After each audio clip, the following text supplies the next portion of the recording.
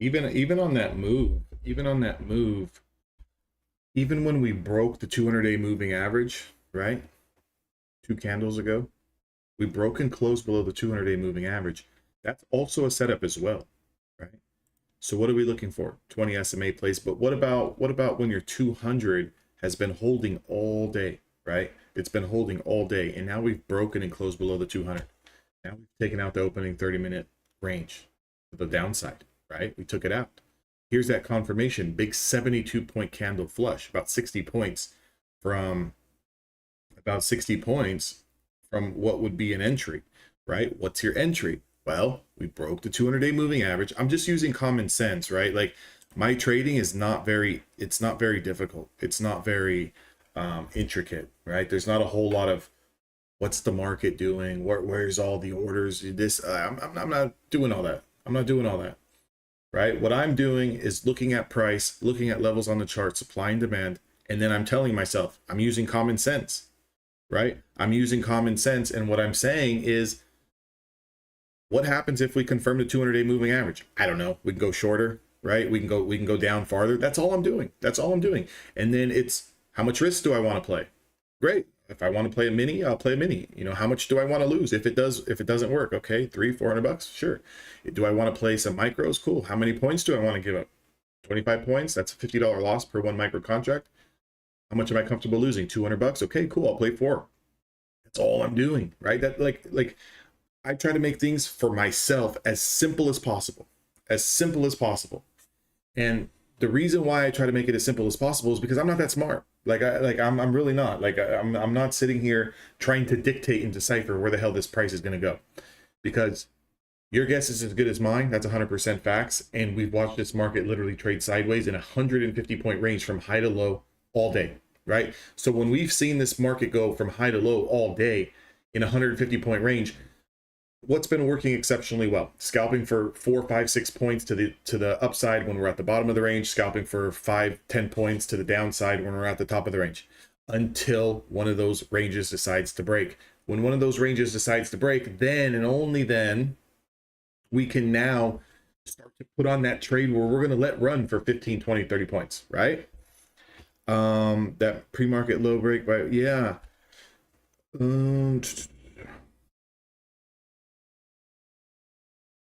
Yeah, I was looking at the 1-hour chart. The 1-hour chart, I had a support bounce there at the 50 EMA.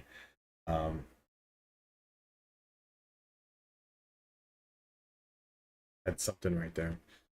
But I mean, that's all it is, right? Like, you don't want to make things too difficult. Like, you don't want to make things too difficult for yourself, because I feel a lot of times, you know, and I do it myself too, we start over analyzing a bunch of crap, right? Well, the market's choppy. I don't want to take this setup. I don't know what it's going to do. And I just took a loss. Look, if you're going to sit there and cry about things, just get off the computer, get off your phone, go do something else, right? Because that's what typically tends to happen. I didn't trust it. So I waited for price to break the level I was looking at, and then I want to go in later. By the time later comes, you've already missed a move. You could have made money and closed up your platform, right? So again, it's like this morning, right? Here's a perfect example. This morning, we broke the 30-minute opening range to the high side, and I think we ran like 18 or 20 points, something like that, right? From 38 to 50. So what is that? Or from 28 to 50, some shit like that. What is this here? 19,828, and we ran all the way up to 19,850. So we ran 22 points on the first initial break of the 30-minute high range. Okay? Some people made great money on it. They took 5 points, they took 20 points, they took 15 points, they took 10, whatever, right? People made great money on it. You have other people that didn't take the trade at all, okay? Which is fine. There's nothing wrong with that. Let it break price, then let it confirm. But guess what happens? Today, price never came back and confirmed. So we never took out 19,850. So what happens? There's a bunch of people on one side that made a ton of cash because they took the first break, and there's people that made no money because they didn't take the trade at all, because, well, I'm going to wait for it to confirm more, which is not a problem. You can completely do that, and I would strongly suggest newer traders do that. You know, wait for the break and then wait for another candle to confirm that new break. But Don't sit there and then start complaining about the market being choppy and you didn't make any money, and now you're just forcing trades, looking for a trade because you didn't take the first trade. Makes sense? So, you know, once you dial it in, like once you really start to dial in like what exactly that you're looking for, be okay with the rest of the outcomes. Because here's another scenario. You know how many times that this has happened where the 30-minute opening range is broken and it goes up 2 points and it comes back down 20, 30 points and stops me out? A lot. And then guess what happens 30 minutes later? It consolidates and then shoots through that price and goes up 50, 60, 70, 80 points. And the person who waited for the confirmation made a ton of money, and everyone who had, you know, happy feet and wanted to jump in, you know, to the waters just like that got smoked. Well, so then what do I do? What's the best way to play it? The best way to play it is how you play it. I hope that makes sense. The best way to play it is how you play it, right? The best way to play it is how you trust it. Not how I trust it, not how someone else trusts it, not what you heard about someone else doing. Take the two scenarios. There's only two scenarios. It's the same thing like this. Do you know how many people, as soon as we started to break down, look at this wick here, right? You guys can all see my chart. Look at this wick here. Look at this wick here. Look at this support here. You know how many people took this candle short and just scalped it to right here and got out? And do you know how many people said, well, I need to see the low of day get broken, and they actually took it when we broke the first time? And then do you know that there was still people hesitating? Well, I want to see it confirm more. I want to see it close and then put up another candle and go lower. Three scenarios, three different traders, three different outcomes. All of them on this particular case should have been a winner. But again, there's going to be an instance where this first one doesn't work. This second one doesn't work. The third one doesn't work. So the thing is, in trading, there's no right or wrong way to do shit. It's how you do shit and how you manage what you're doing. That's the best advice I could ever give to someone. Have confidence and have trust in whatever it is that you're doing and own it. Right? Because how you trade might not be the way someone else trades. How I trade might be completely different than how someone else trades. The level of tolerance of risk that I have might be nothing to someone who's trading quadruple the amount of size. And the amount of risk that I take could be way too much for someone, right? So all in all, what are you really trying to do here as a trader? Well, obviously, let's state the obvious. We're trying to make money, okay? We're trying to make money. We're trying to pass prop firm evaluations. We're trying to build up the balance so we can with request a withdrawal. That's what we're trying to do. However we can get it done, let's get it done, right? However we can get it done. Let's not worry about what the best way is. Let's not worry about the best strategy. Let's not worry about the best time of day to trade. Let's just worry about doing what needs to get done, okay?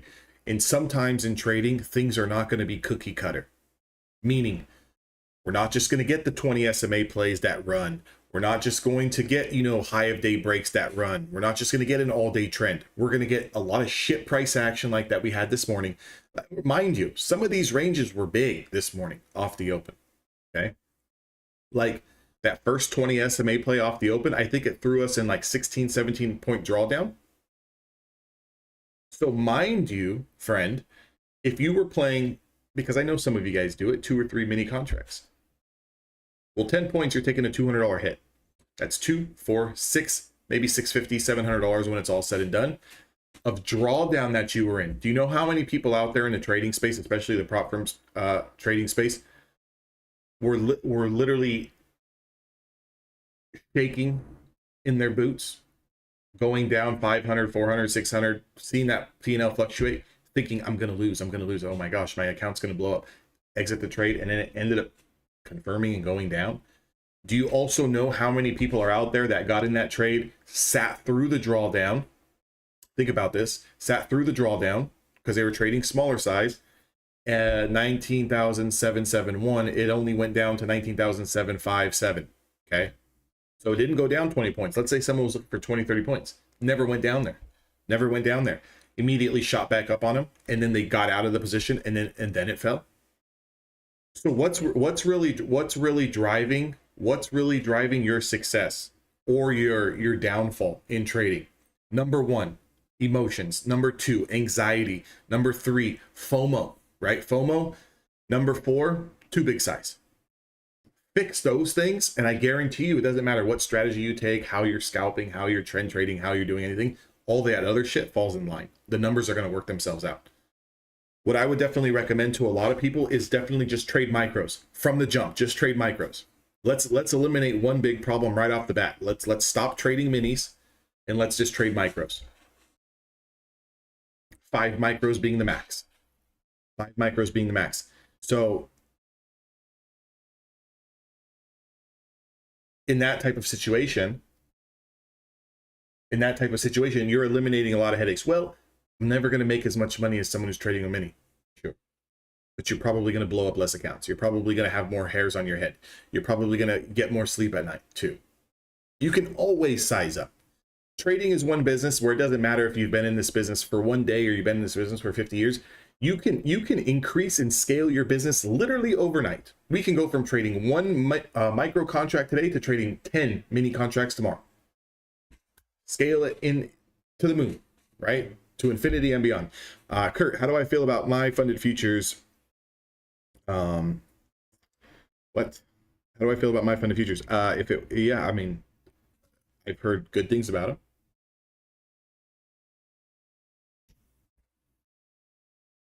I've heard good things about them. I think any prop firm that fits your trading style is good. How do you figure out what prop firm fits your trading style? Just kind of look at the rules. There's a few rules that are a little different. You know, do they have trailing drawdown? Exactly. Buzz Lightyear.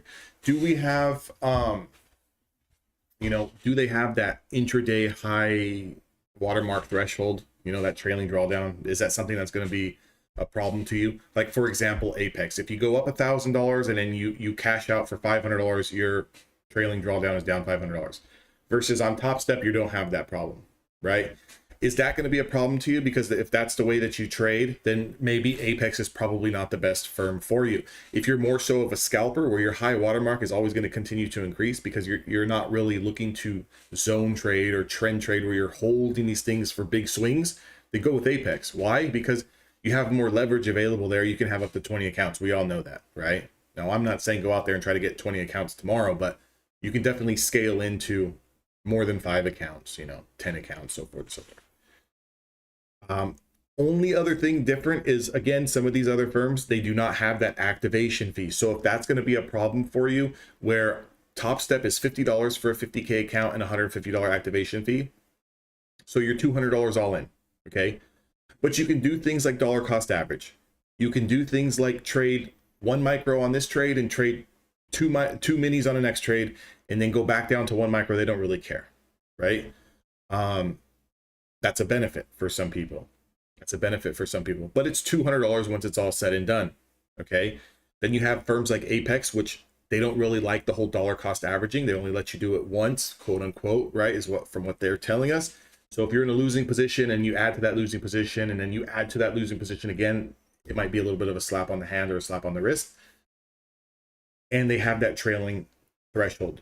However, Apex right now, it's 80% off. So you can get a 50K account for like $33 and then it's $85 to activate. So instead of a $200 all-in price with Topstep, you're looking at about $120, $130, right? And then you have My Funded Futures, which is like I believe is it all in? I don't know if they have an activation fee.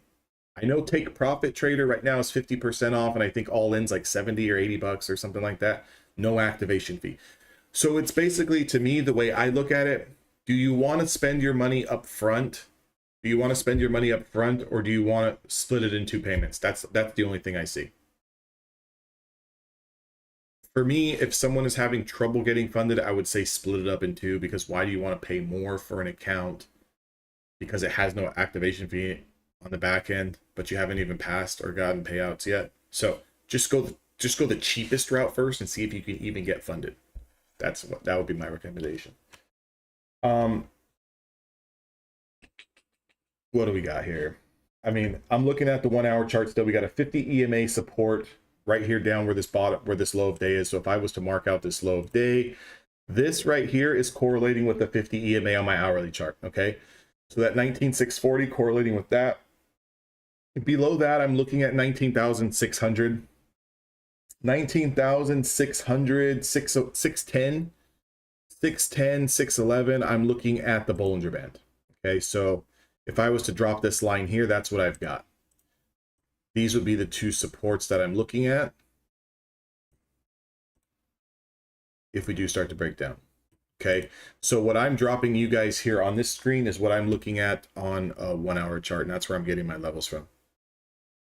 Yeah, okay, so if MFF doesn't have an activation fee, Kurt, if they don't got an activation fee and you don't mind spending an extra $50 or $60 up front, go for it. If you want to go the cheapest route possible, just do Apex. Like, you get an account for like 30 bucks.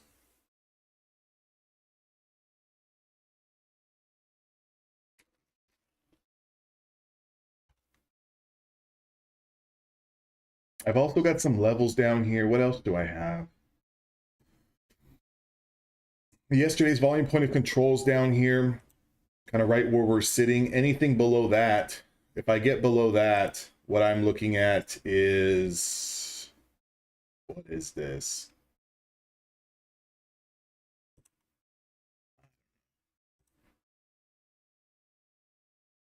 Nothing that's an immediate reaction. So these are the two levels. Right now, if I'm looking at this chart, I'm looking at a little bit of a bear flag, right? We have an extended move down. Now we're just kind of flagging to the downside. You know, if, right, if there's always an if we start breaking down, right, drop that line. If we start breaking down through there, I'm looking at 640 and then 611 as a price target. Again, I'm not really a flag trader. I'm not a trend line trader, but just stating the obvious. Just stating the obvious.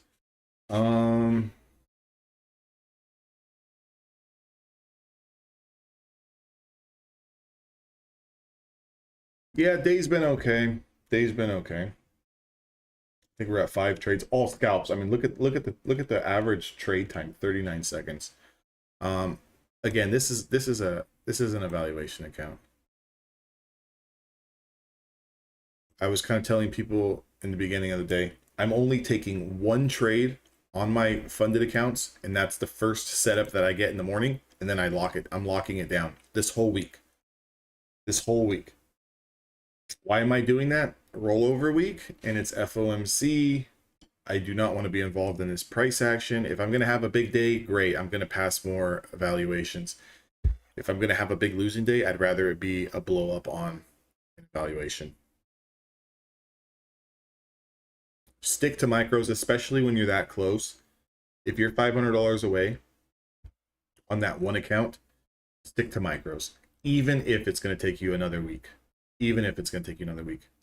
You could, like, legitimately, you can make $400 or $500 in a day trading micros. I wouldn't push for it. I would just let it happen, but it's entirely possible.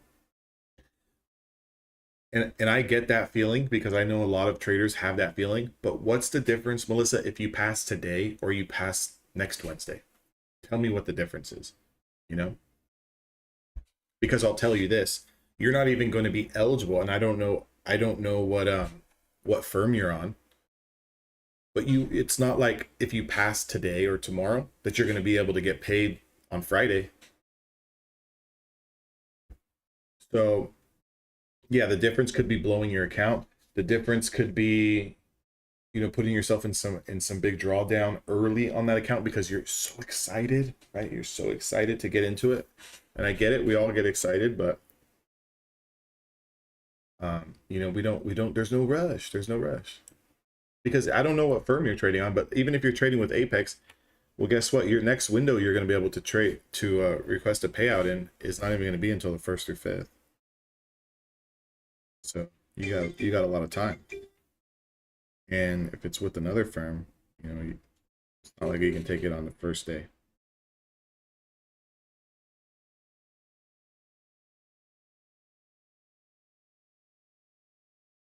put it this way. Put it this way. Even if this goes for everyone out there, Apex. Okay, so put it this way. Today is the 17th, right? Even if you folks passed an evaluation tomorrow's the 18th. By the time you activate your account, you're looking at activating it on Thursday, Friday, tomorrow night, whatever. You have to trade 10 days before you can even get a payout, and you have to fall within inside the window. So I'm looking at the calendar here.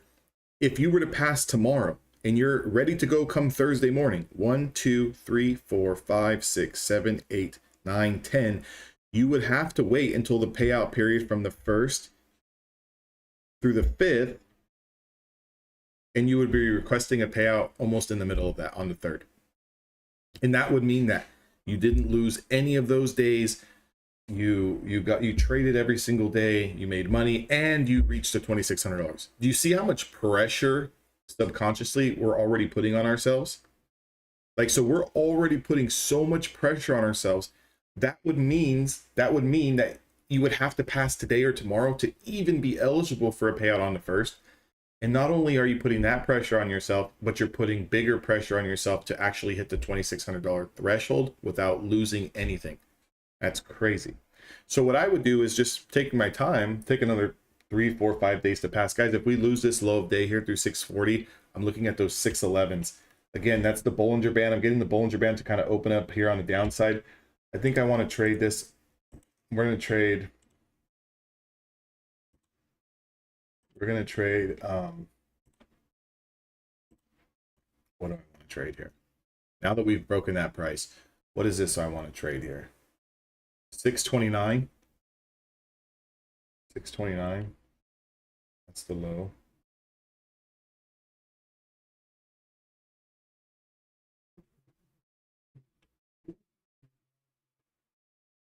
We kind of broke that price there. I got a Bollinger Band sitting here. I want to see how price reacts to this low wick. I want to see how price reacts to this low wick.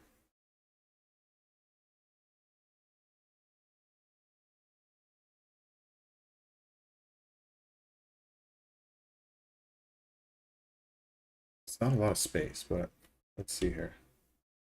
Let's see if we can catch something. I'm going to see if I can catch something into this 611 here.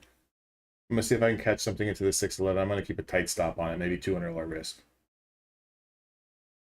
Oh, damn it. Damn it. Damn it.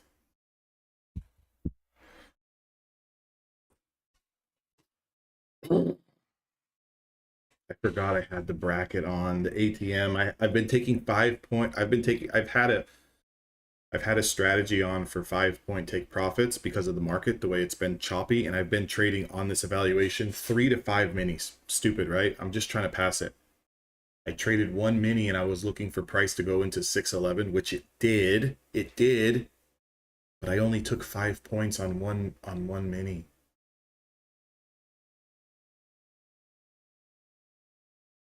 Which maybe is a good thing. It's bouncing off to 611. That's bringing the total up on this evaluation today, $1,320. 6 trades. Look at the average hold time, 34 seconds. That's insane. That's insane. So this Bollinger Band on the 1 hour chart, it's the last area that I have as support. This is it. I don't have any other support. The next support I have on the hourly chart is 19,483, which is going all the way to like yesterday's low. What do you guys got?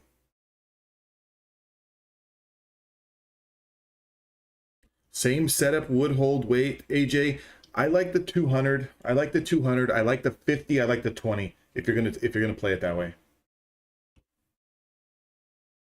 20, 50, 200. I really wouldn't do it to a lot of the other ones. Yeah, green is green. But anyways, back to my point. So what I was saying is, let's say for example, we pass this week sometime, I don't know, Thursday or Friday. And let's say we don't even get into our PA account until next week. 1, 2, 3, 4, 5, 6, 7, 8, 9, 10. Guys, you're probably not even going to hit the payout for the 1st through 5th anyways in October. So what I would do is I would have plans to pass any, like even this one I'm taking now. If I pass this between today, tomorrow, the next day, I don't even have plans to request a payout until the 15th through the 20th of October. So this account that I'm working on is not even going to, it's not even in my thought process. Like there's no money that's going to be made on this account for literally 30 days. Literally 30 days. Today is the 17th of September.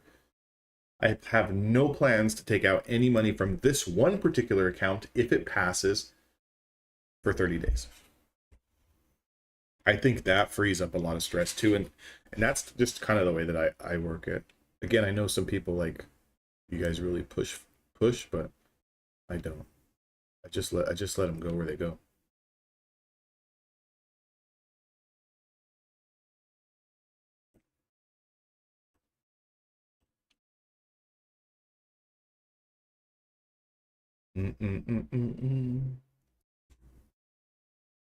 I could see a short-term bounce here.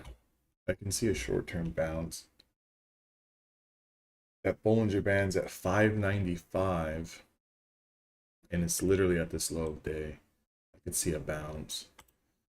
If we don't continue to just bleed through here, because if we continue to bleed through here, 480 is my next support. That's way down there.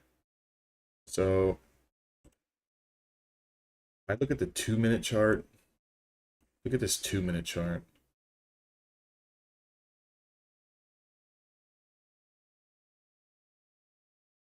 I guess I gotta take this one off. This is irrelevant now.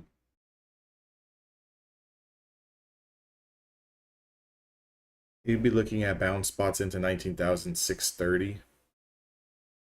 Or excuse me, 673.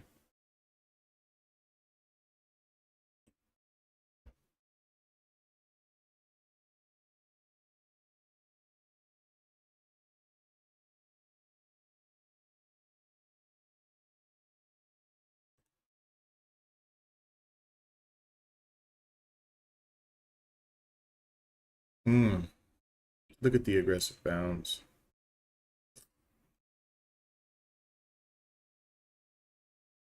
This line down here, not only is it the low of day, on my 1-hour chart, it's my Bollinger Band. So I kind of double mark that out. If this confirms this candle, you can definitely see a little bit of a push here into 60s.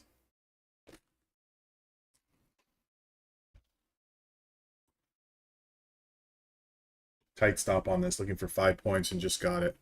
Tight stop on that, looking for 5 points, just got it. Again, now I'm just playing with them. That's a very quick scalp. I'm just playing around with them. What up, Tony? Now I'm just playing games with them.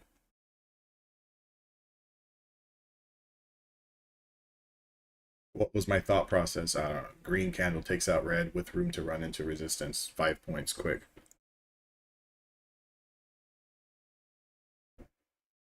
Playing loose with it. Playing loose.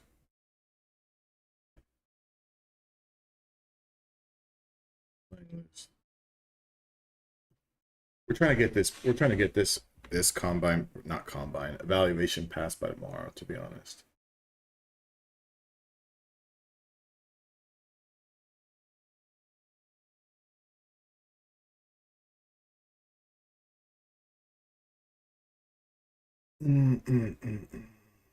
There's a bull block right where we turned, as well as a pivot point. Thanks, Maverick.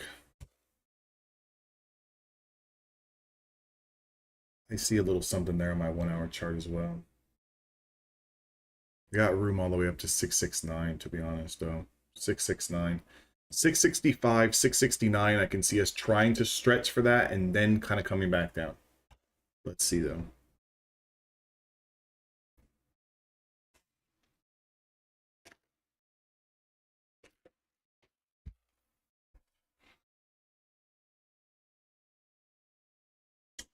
I should have put more contracts on. Gosh darn it. There it is, guys. There's the, what do we tag here? What do we tag? Literally tag 659. So what were we looking at? 65? 5 points off. Tag 60s there. And you can see it on the chart. I mean, this is a resistance that I have on the chart here. Over that, I've got room to 673. Here it comes again.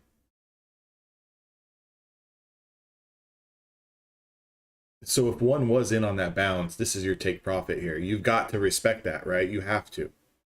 You have to. Like, I get it. You could be catching the low of day here, and this thing can come up and rise 300 points. But you got to kind of expect something. You know, you got to kind of respect supply at some point in time. Because the moment you stop respecting supply is the moment that technical analysis will slap you in the face.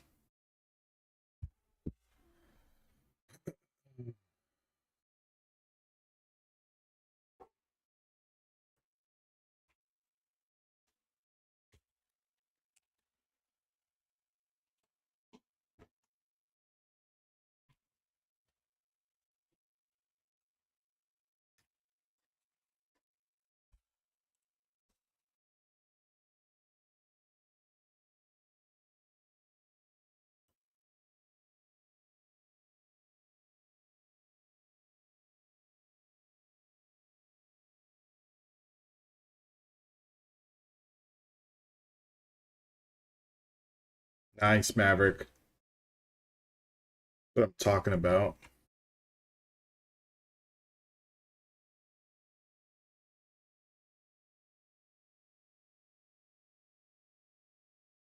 $19,720.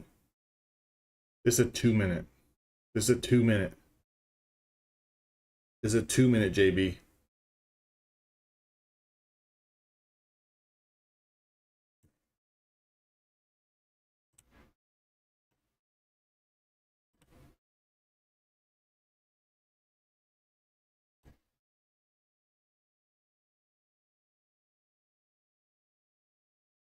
Here's a 5-minute. And again, it's not a difference of should we play the 2-minute, should we play the 5-minute? I just look around. Like, I just look around and see where price is going.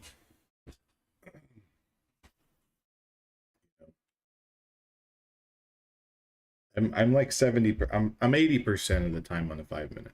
But like in that particular scenario, when we're kind of bleeding and we're bleeding, I'm pulling up the 2-minute. I want to see if I can catch a little something. You know, I want to see if I can catch just a little something on it. And then I'll go back. I don't typically play the 2-minute. If we confirm this, we're coming out of lunch here, guys. We're coming out of lunch. If we do confirm this low of day, what do you guys think? You think it's time for another opportunity to stab this thing down? Next stop 305. Tony's saying, I got 305. 305. Tony, you on the December contracts? 305.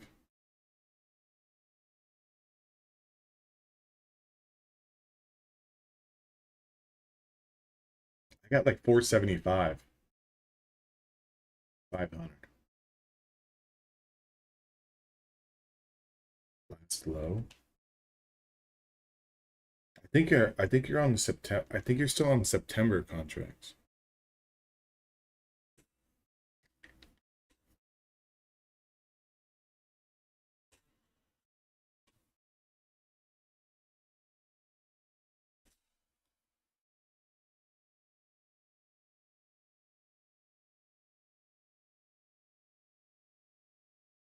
You know what I would love so much is that if this was a low of day, we get in long.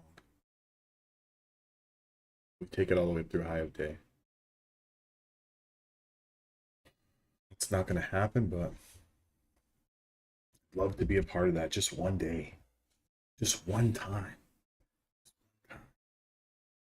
530. Yeah, that's what I got. That's what I got. I got that as well. That's the level I'm looking at.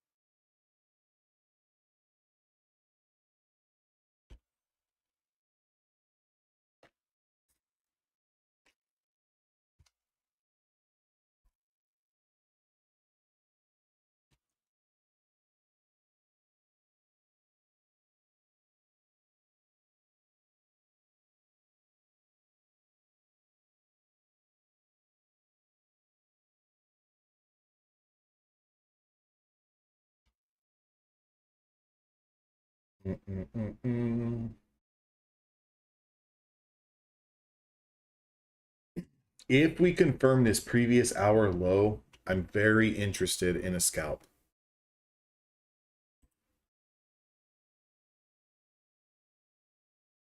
$566 and $545, then $530. What is that? What is the 556? I see it. Are you using those, like those prior wicks, JB? You're using those prior wicks from yesterday?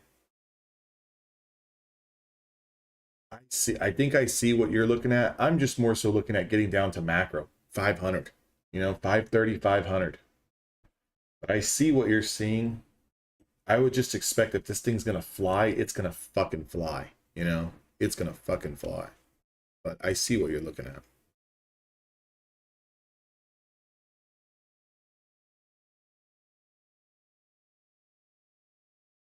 See what you're looking at.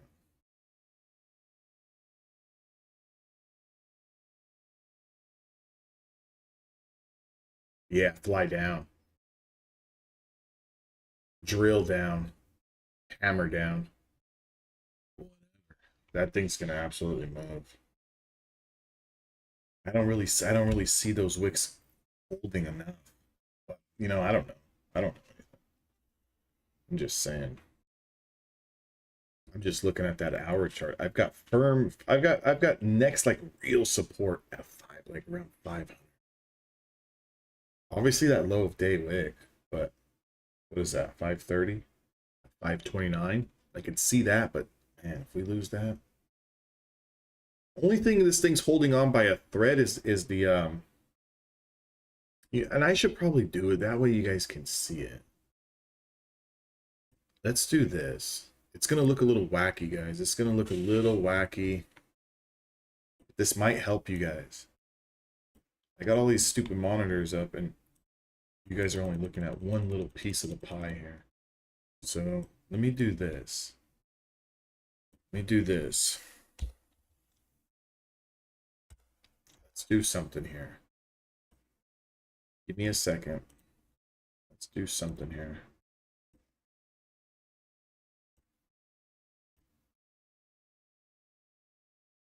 Let's do something here. I'll show you guys something. This is going to help. This is going to help. It's going to help a lot.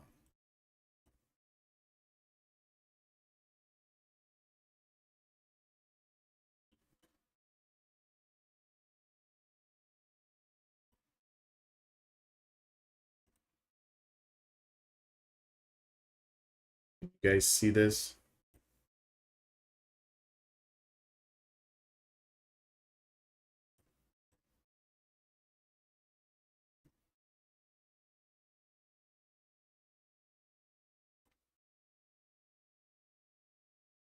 You guys see that?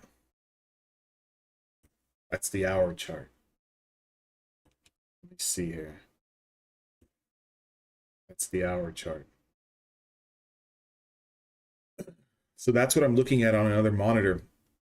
Whoops. I'm really following this 1 hour chart because, again, if you just look to the left, look at how we were power trending on the 1 hour chart over the 5, 10, 20-day moving average. Power trending, just everything's all fanned out. We're just grinding. Now that last hour, that big pullback, we've lost the 50-day moving average on the 1 hour chart. We're kind of just trickling between this low of day, which is the Bollinger Band, right? Which on the left-hand side of the screen, you guys can see the little 5-minute chart that I've got. That low of day is correlating with the Bollinger Band, right? That's where we bounced off of. We bounced off the Bolly. So what I'm looking at now is we're trapped between Bollinger Band and this supply here, which is 50 EMA. We get over the 50 EMA, I'm looking at 683. Okay, we get over 683, I'm looking at 706. It's not rocket science. But what I'm looking at is if we lose this low of day, right? I don't have anything. You see how clusterfuck this looks up here? All this crap. You see how this nonsense, this looks like absolute death? Now, I'm not saying, again, don't quote me. I'm not saying that if we break, as soon as we break this wick, that it's going down 100 points. I'm not saying that. I'm just saying it looks like there's a lot of potential to the downside. because I don't have anything here. So it's got my interest.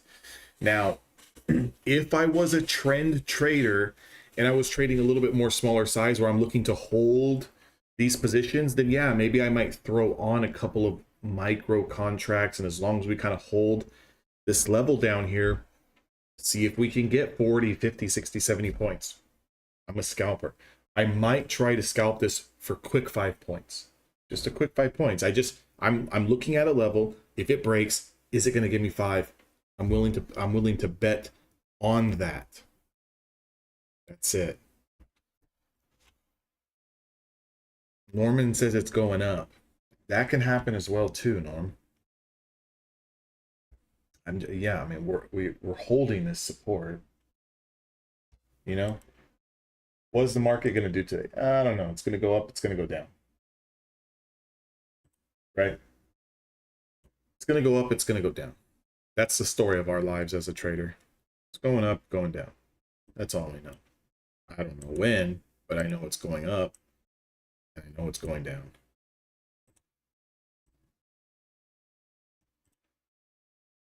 It's just who's got the stones. Who's got the stones? Who's got the stones to buy it when it's going up? Who's got the stones to sell it when it's going up, right? I mean, again, when you think about it, right, you got arguments on both sides. You have argument on people right now that want to short this market, so they're looking for it to go a little higher, and then you want to play that rejection. You're looking for people who want to buy it. You want it to get a little lower and maybe test this low day once more, and then you want to buy it for that bounce back up. What do? I'm a little bit in between. I'm a little bit on both sides. Just break it. I don't care if you have to. You don't have to go down. You don't have to go down to that 500. Just break that and give me 5 points on the way down. I'll be okay with that. Then you can go back up and do whatever you want to do. You know? It is what it is.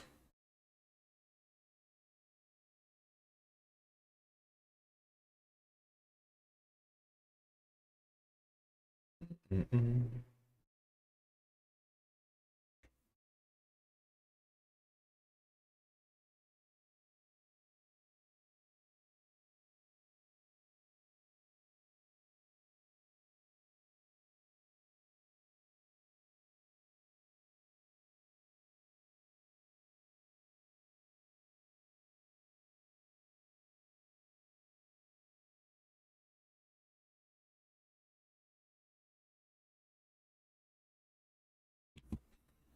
So far, so good on the hold, right? You know, one, you guys can do whatever you want, but I always analyze these charts in like so many different ways.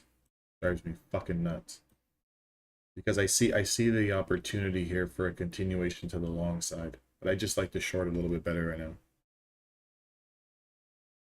Especially after a 188 point downturn.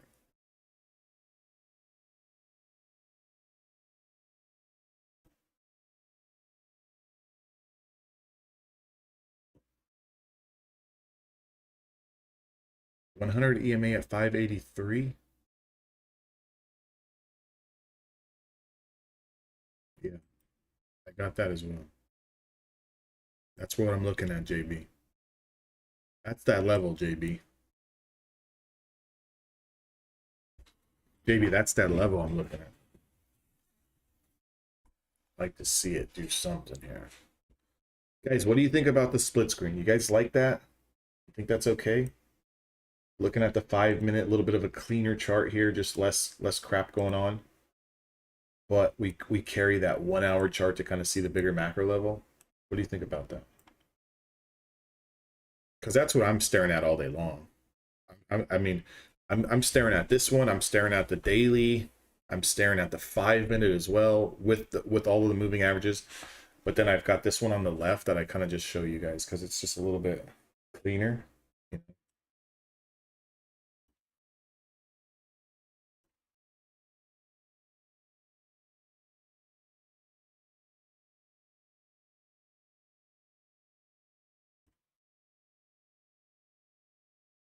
JB, I would definitely rock this. You don't know how many times that this 1 hour chart with these bigger areas of supply and demand has saved my you know what. Because sometimes I'm looking at the chart and on the smaller time frame it looks great, and then I'm looking at the bigger time frame and I'm like, oh no, that doesn't look so good. You know, that doesn't look so good. Because even we can make the argument of this, right, JB? Look at the 1 hour chart. Go back to that high of day wick, and then go back to the 8 a.m. Pacific Standard Time candle.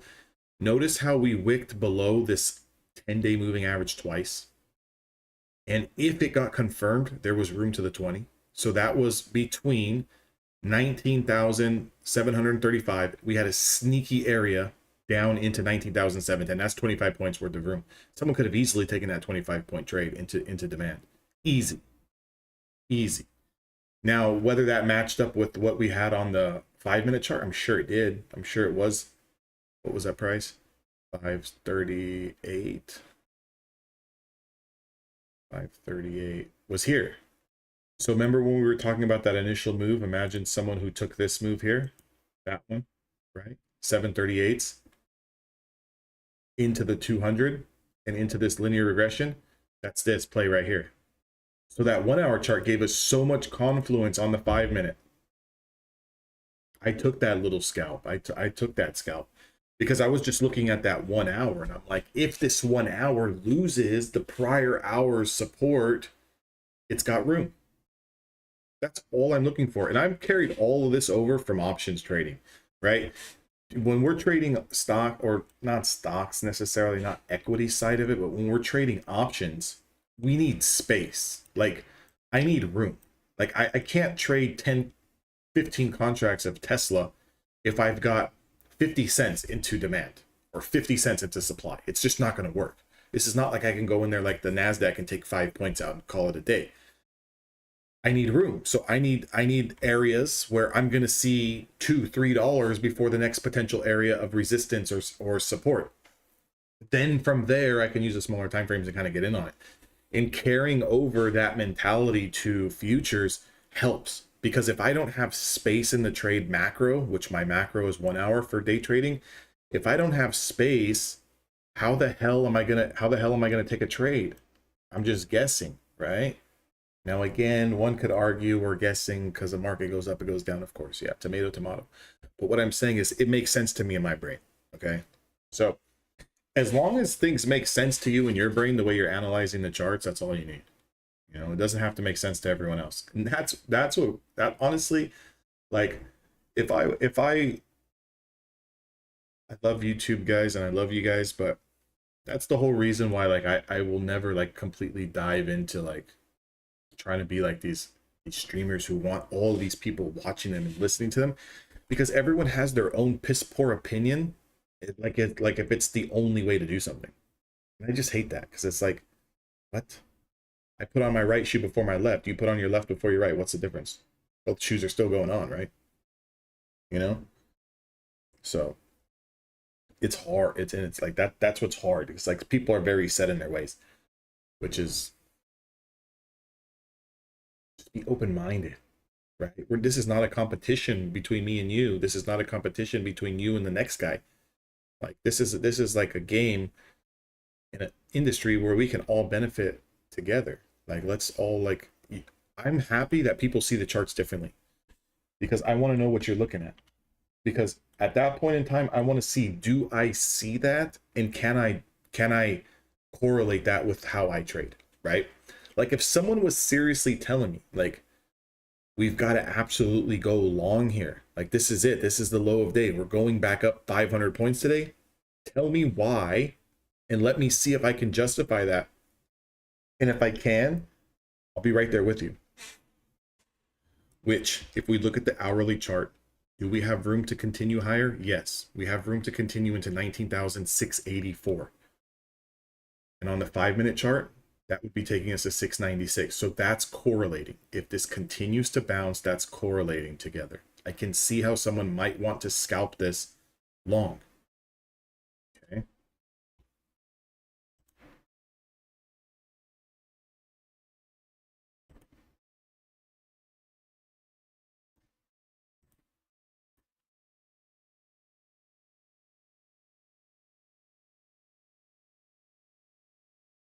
I'm on December contracts. Yeah, John.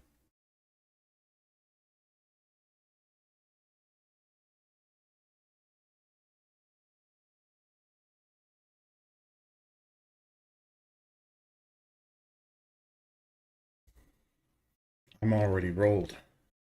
They rolled me already. I rolled myself, but you know what I mean. Looking for one more trade, to be honest, guys.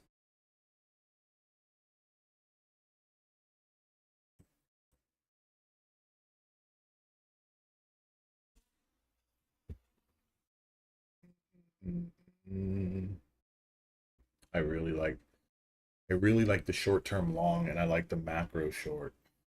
I just don't know if I got the stones. I don't want to bet. I don't want to. I just don't want to. Classic trader thoughts. I don't want to be wrong. I see the continuation of this bounce. I just don't want to be wrong. I would more so want to wait for the continuation short, but I might not get it today.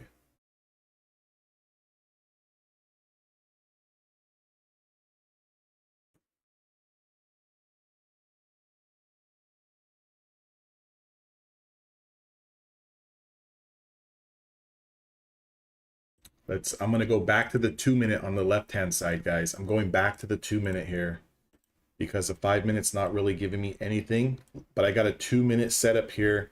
I might try to scalp this long. I got a 2-minute setup here, 20 SMA play. I'm in.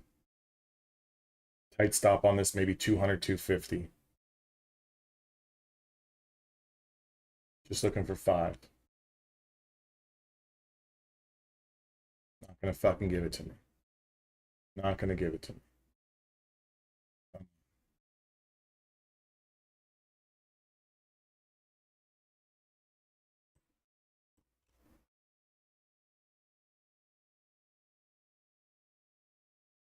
It's a 2-minute 20 SMA play. 2-minute 20 SMA play, looking for 5. Looking for 5. There's the 5. There's the 5. There's the 5. 1480 on the day now. 8 trades. There's the 5. There is no volume right now. Could go either way. Yeah, that's entirely possible. Also, too, yeah, I just marketed into that. Also possible too, guys, that I mean, not possible. It's the reason why I'm taking 5-point scalps. I'll be taking 5-point scalps for the rest of the week. Why? Rollover week. Choppiness action. Shit's going all over the place. FOMC tomorrow. Fucking probably won't even trade a lot of the day tomorrow. I'll just watch the antics. And I was noticing earlier in the day, like, it was going down 15, 20 points before it was even like giving me 10 points, or I was looking originally for 10 plus points this morning, between 10 and 20, and it wasn't giving me close to 20 immediately. It was going up like 10 and then coming right back down. So I said, you know what, let's just go back to old reliable. Let's just take our 5 points and let's just keep moving along with the day. Now, again, I want you guys to be very clear. I want you guys to be very clear on something here, because again, I got to be transparent with you guys. This is an evaluation account. Okay, this is an evaluation account. If this number on the screen down here, this 1480, was on a PA account, like today, this morning on the PA account, guys, I'm only up $181. Like, that's it. I just locked it out. I'm not going to trade it anymore. But if this balance, because I've had days where I've been able to do these type of numbers, I would not be playing one mini. I would be playing micros. And I would be setting like a hard stop loss at like 20 points. That 2-minute chart, the 2-minute one is actually working here. What is that? 655 all the way to 672. That's not a bad move. That's over 10 points. That's over 10 points. Did anyone jump in there? We're coming up. Look at the 1 hour. once you guys notice the 1 hour, we're coming right into supply at the 1 hour here. So be careful. Be careful. Did anyone take that?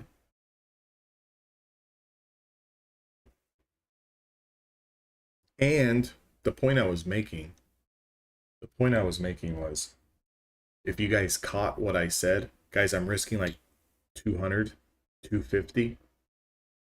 I'm only making 60 to 70, $80.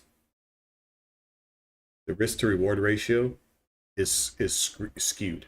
It's heavily skewed. So what that means is, if I was to take a loss of 200, 225, I'm wiping away 3 scalps. Okay, I'm wiping away 3 scalps. But look at the balance today, 1480. So if I give up 200 or 250, I'm still in the game. I'm still in the game. It's still continuing to fucking run. It's a good move. It's a good move. Barrier at 657. Yeah, we broke through that. It's a good move. Let's go back to the 5 minute. Let's go back to the fucking 5 minute here. This 5 minute stretching. See on that 2 minute play. So that 2 minute 20 SMA play, right, gave us a sneaky entry because we still haven't reclaimed the 20 on the 5 minute yet. So there's been, if you're just watching the 5 minute, there is no setup. Like, you didn't have anything to go off of there. We're gonna change this to green because we're green on the day. You know, there you go. Warm. I haven't been golfing in like a week and a half. I'm dying to get out there. I'm itching to get out there. All my buddies, they've been busy. They've been busy. Everyone's been busy. No one wants to play golf with me. Guys, we're stretching into the 20 SMA here, 19,687. Also notice the 1 hour, right? Notice the 1 hour coming right into the 50-day moving average. This market can still close well below the low of day today. Big flush, dead cat bounce, rejection, chop around, boom. How many times have we seen that? So again, if you're taking these scalp plays long, get in, get green, get the hell out. Go play golf. Get in, get green, get the hell out, go play golf. Go walk the dog, you know? Go walk the wife, go walk the husband, go do something. You know? Go do something. Boom,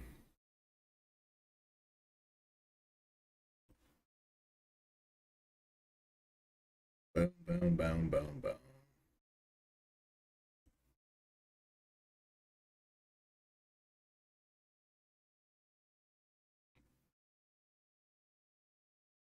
Yeah, I would. I would. Scalps only, though. Scalps only, though.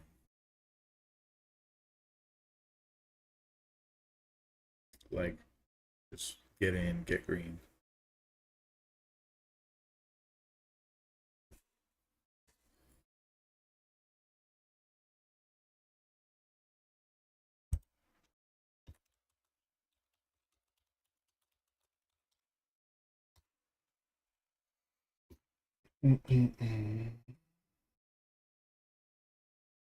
Notice how we're rejecting. Again, this can go higher, but notice how there's an immediate rejection. Got rejected right at the 50, right at the 20. These are correlating. 1 hour resistance is correlating with 5 minute resistance.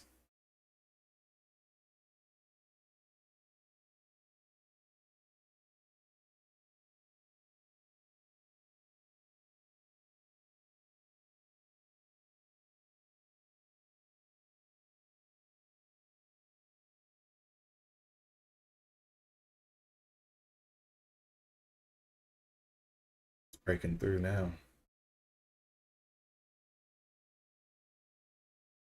I got next resistance at 714. Both time frames. It's the only thing that worries me about this 5 minute 20 play. If this confirms, it's coming off of 5, 10, 15, 20, 25 minutes of green. If it confirms, I've got supply here coming off 25, 30 minutes worth of green. If it pulls back into the range, it's going to put you into some deep drawdown. I liked the bounce going into this supply more so than the 20 play. Again, this is where I tend to get picky now. Like I tend to get a little picky because If I do take something like this, if I was to take this active 20 SMA play, if it confirms, I'm going to be extremely picky. I'm going to get in, get green, get the fuck out. Use the language. Very passionate person over here. So, you know, make the market work for you.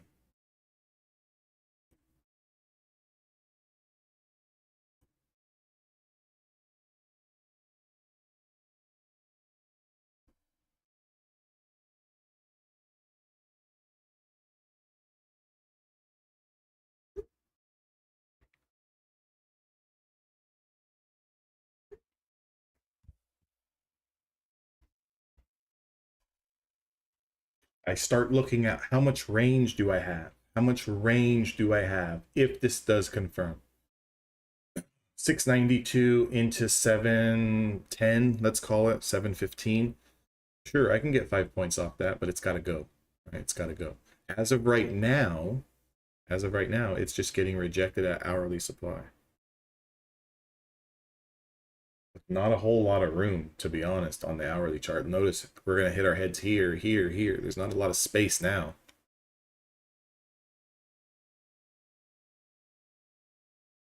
So those people, those bears looking to short, guess where you're getting short at? If you're a bear, guess where you're getting short at?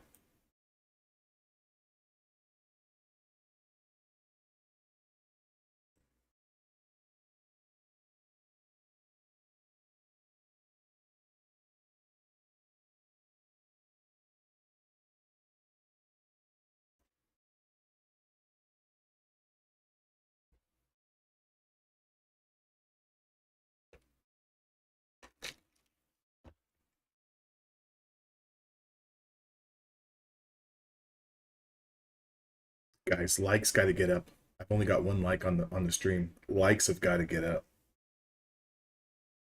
Got to get the likes up. Only one person clicked the like button.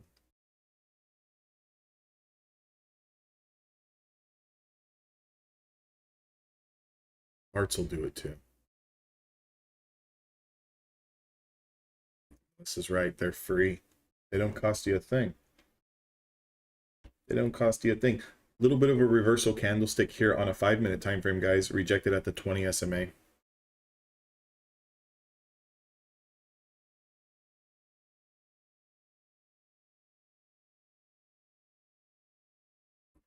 And again, what am I doing?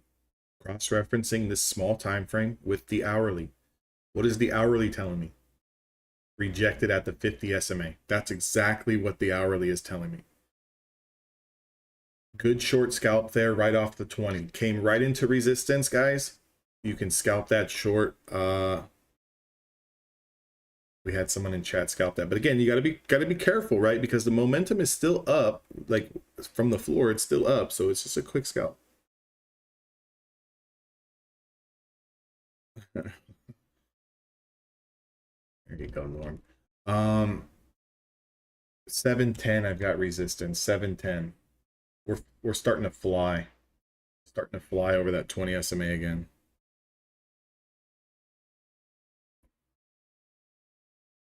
Starting to fly over that 20 SMA. I'm looking for another quick 5. Looking for another quick 5. Got a long ways to go before this candle closes.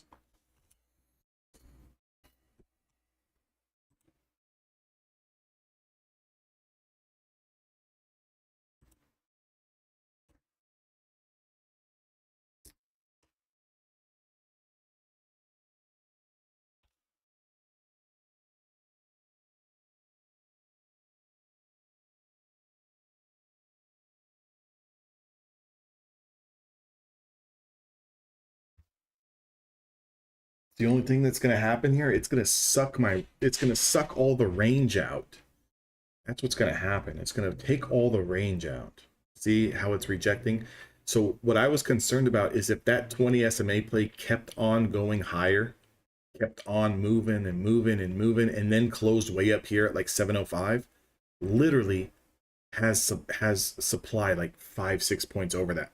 So it was going to take out all the range.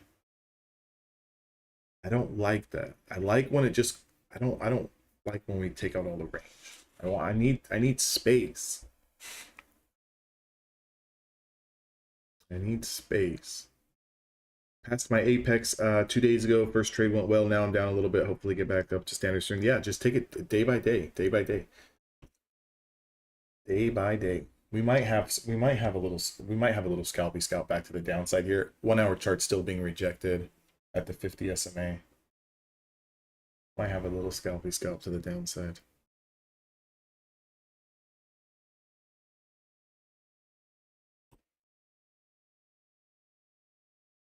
Trying to take 5 to the downside here quick.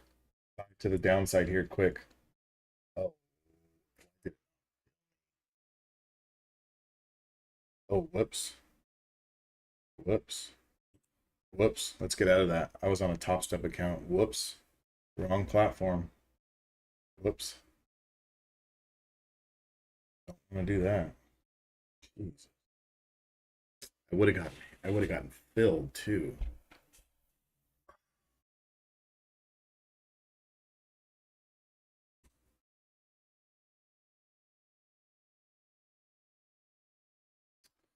I wanted 5 points on this one.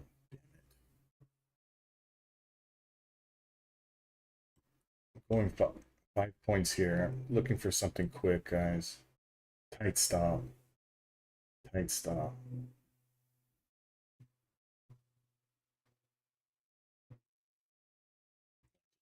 So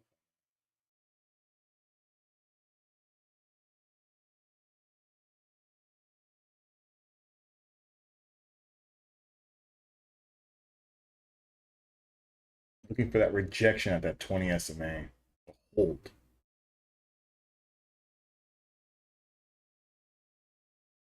To hold.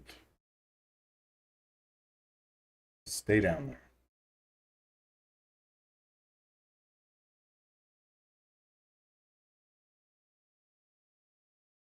There it is. There's 5 points on the way down. So quick rejection on that balance 1560 now. Anyone see why? Anyone see why? Again, we're scalping here. We're having some fun with an evaluation. We bounced into 20 SMA, 1 hour chart bounced into 50 SMA. It's been rejected. Lay it back down. The reason that made me want to go into it a little bit more was once this previous 5-minute candle that just closed, once that took out the little doji candle, once it took out those lows at around 669, that's what interested me. And I tried to go in first and I would have gotten filled immediately, but I went short on the top step. I went short on the top step, which was fine. But I've manually mentally locked myself out of that account because I'm not trading anymore. The balance is I'm happy with it. But I went back to the Apex eval and got back into it for 5. Again, I'm only looking for 5, guys. I'm only looking for 5. I'm not trying to do much. And I'm trying to keep a tight stop on the 1 mini contract. $150, $220. It's a mental stop, which I don't recommend to anyone who has a hard time mentally stopping themselves out.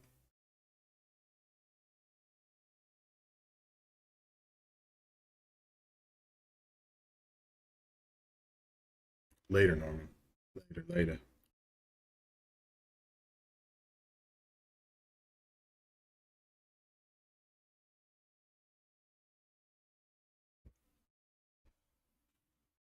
I've already come to I realized early this morning that I'm not going to get big follow through moves. I've realized early this morning that I'm not going to try to, take 20 plus points out of these moves. I've accepted that. I've literally scalped my way 9 trades to $1,500 here. Largest winning trade was $400.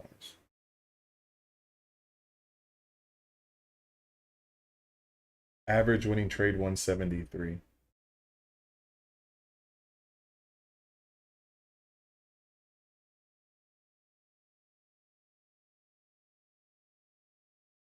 Tom G. Yeah, we're playing around here.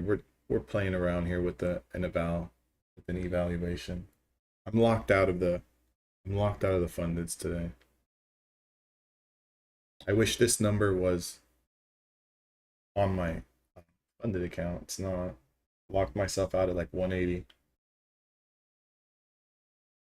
I already told myself this week, if I could just make $100 to $200 this week early on one trade, I'm gonna be done. It's rollover week and it's FOMC week. I'm not trying to do anything stupid. I'm not trying to do anything stupid.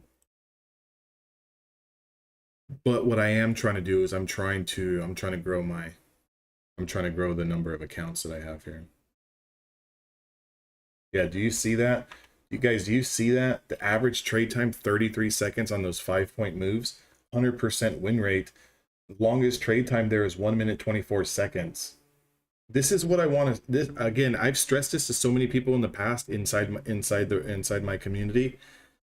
Sometimes, like, I will lock in like if I was to stop trading today, this is 100% winning day. Like, if you really think about it, 9 consecutive winners in a row, we all know that we're going to lose trades. We all know that. We all know that we're going to have losing days. So what is hard to do is to stop trading. I can easily take one more scalp, it not work in my favor, it go against me, I blow up $1,000. I could give it all back. So being really good at controlling yourself to stop out on the day is great, but when you have a strategy or a way to trade where your win rate is going to be very, very high, you have to understand that you're not going to catch those. I'm not going to catch a $1,000 trade. I'm not going to catch a $2,000 trade. It's impossible because I'm not looking for that much. I'm not even going to catch a $600, $700, $800 trade. It's impossible. I'm not looking for that much. I'm looking for 5 points. That's going to be around $100 or around $200 if I'm trading 2. I started off the day trading 2. Now I'm down to 1, but so my days are not going to be that much. But what I'm saying is one losing trade is probably going to wipe out 2 or 3 winners. So when we start looking at a high win rate percentage strategy or way of trading, you have to understand you need a lot of trades. And I'm not saying take 100 trades a day, but we need to take 50 trades a week, 100 trades every 2 weeks, 3 weeks, or a month, or whatever, to let those numbers play out. Because when you do take the loser, you're wiping away 2 winners. Okay, but I want to make a point, because one time there was some smartass in my comments that said there's no way that risking 2 or 3, like, you can't have a profitable trading strategy if you're risking 3 to make 1. Okay, well, dumbass, if you going on a consecutive win streak of 9 trades, even if I did lose 1 trade, I'm still profitable 6 trades. Does that make sense? So there's 9 total trades taken today. If I take 1 loser at a 3 risk, now I'm still positive 6. Does that make sense? Even if I lose 2 trades, I'm still positive 1 or 2 or 3 or whatever the hell it is. But you can be profitable. You just can't overdo it. Like I can't sit here and tell myself, I want to be like these other guys who are making $5,000 a day a trade. It's not going to fucking happen. It's just not going to happen, right? So take the small days, continue to stack them. Even if you're guys, if you're trying to pass evaluations, best thing I would tell you to do, set up a strategy between 5 and 7 points, right? And just go on a 2 or 3 day win streak. Like, just go on a 2 or 3 day hot streak. 2 or 3 minis at a time, $200, $300, $400, lock it up. $200, $300, $400, lock it up. You're going to notice that over a few days, you're going to get very, very close to passing. Makes sense? It's just strategies like this where they have it, like, someone else asked me this too as well. And I'm going to be completely honest with you guys, because this is not my fucking first rodeo. Like, I've been trading stocks and options for 10 years. Like, this prop firm thing is a new thing. Like, I'm not used to trading this funny money crap. I'm used to trading hard capital. There's a completely different way to trade funny money, aka prop firms, versus, you know, if you have $50,000 loaded up into a stocks and options account, right? It's completely different.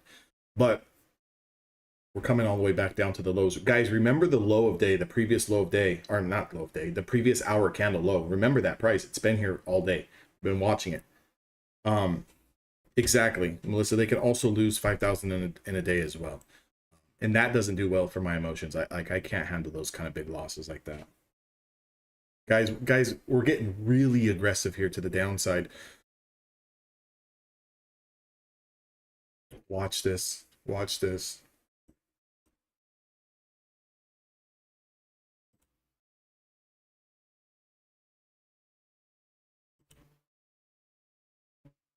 Let's go to another account. Let's go to another eval. Let's go to another eval. If this confirms short, we're going to go to another eval.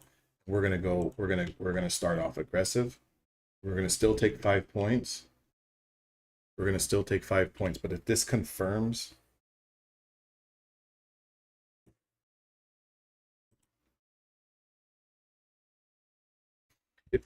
short, I'm going to take a scalp on it. I've switched over to a new evaluation.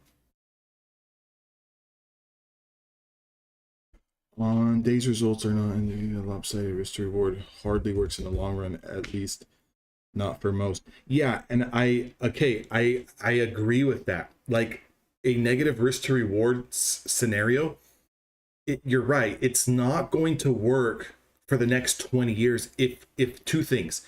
If you can't manage and control yourself. Like the biggest thing is this. Some days, okay? Some days you have to be okay with, and you guys can like I don't know if there's anyone still from Evolution Traders listening to the stream or the call, but you guys can attest to this. There's so many days where it'll be the first trade of the day, especially like on a Friday or something, or we caught two good trades. I mean, just baby scalps, 5 points here, 10 points there. And I'm like preaching, that's it, guys, lock it up, like lock it up. So when you trade this way, you have to be really good at calling it quits. Some days that might be $200. Some days that might be $300.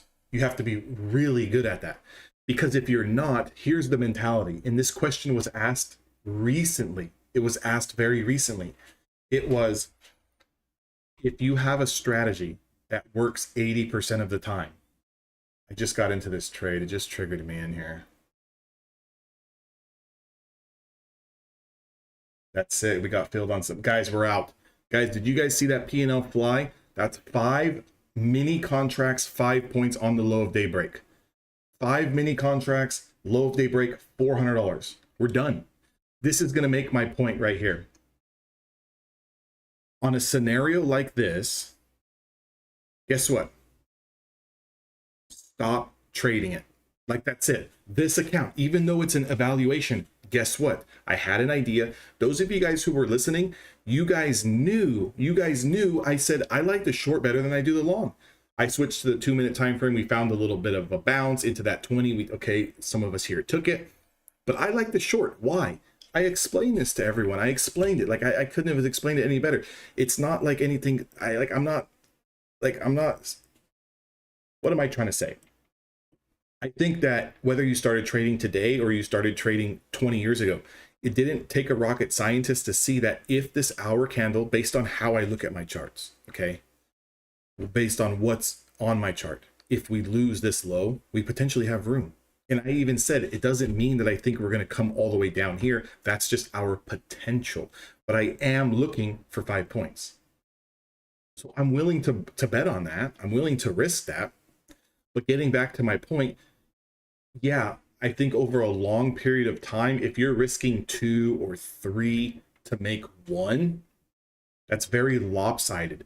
And a lot of people can't handle that because, for example, and I'm just going to make this sweet, guys, I'm going to stop ranting. For example, you can win 6, 7, 8, 9 trades in a row. It's entirely possible. I've seen it happen before. I did it today. You guys have visually watched it, but here's the problem. traders think you can do that every single day. Like the question that was asked to me, well, if you have a strategy that works 80% of the time, why don't you copy trade 20 accounts and just make, $40,000 every 2 weeks? The simple answer is every single day, I'm not going to win 8 trades in a row. And I know that.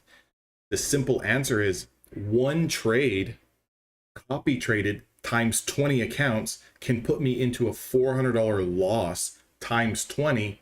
And mentally, that can completely shatter all my confidence.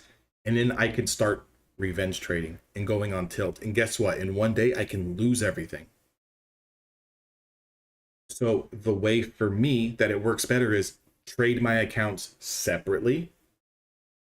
Take $300 here, $400 here, and wrap it up. So for example, a lot of what we do in the morning is we're looking for these type of scalps. We're looking for opening range breaks. And if we can get 10 points, 5 points, 15 points on a couple of contracts, guys, we're done. That's it. Right? That's it. So Tom, this stream for the past hour and a half, I've taken 5 trades. You could just rewind it back. I mean, it's simple. I think we've done $600 since we've been on this stream, but you have to be really good at stopping it. And I'm going to be honest, a lot of us aren't, and including myself at times. Like I would never sit here and bullshit the shit out of you guys and say that, oh yeah, guys, I have these funded accounts and I've never blown them. I've blown dozens of funded accounts. Why? Because when you play big size on this funny money crap, aka prop firms, we've got $2,000, $2,500 worth of drawdown. You're playing 2 or 3 mini contracts. Do you know that we're outsized out of our league? We're outsized more than we should be. You take one bad trade of 15, 20 point snapback in against you, you're done. Like it's over. So yeah, Tom, if you want to, you can check it out. I think maybe about 15, 20 minutes into it. But that's why. So it's not like trading is not cookie cutter, everyone's emotions are different. And some days I wake up feeling good, and some days I wake up feeling like shit, where it's like I can't get anything going, right? The first trade of the day loses, the second trade of the day loses, and I'm like, what the hell's going on here? I just won 8 trades yesterday, like now I can't even win one. Like that kind of shit happens. And it's the less experience you have in the business where you're not used to that feeling is when things get all squirrely, like it gets all out of control. It's like I still get upset when that happens. Like I take the first trade, second trade of the day, and maybe they don't work. Like I'm still gonna get upset. I just know that like shit, this is part of the game. Like this, we move on. But again, like you can do this. You like if you guys are really trying to get funded, like you can try to do like what I'm showing you guys here. You take a higher win rate percentage trade, and you just really put on more size, and then you try to bang out 5, 6, 7 trades and pass. Sometimes you get there, sometimes you don't. It's the luck of the draw. If you want to do it the other approach, then I think you definitely got to take your time, 30, 40 days to pass. At least 30. Really try to catch a big move. And how much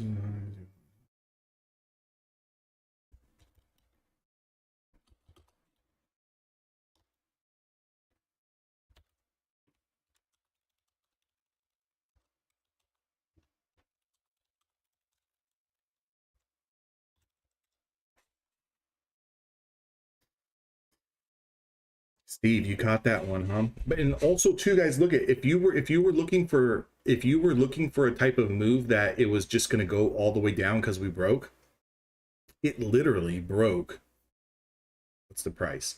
19,596 and went down to 574. So it went down about 22 points. If you were looking for anything more than 22 points and you did not take those profits, you got smoked.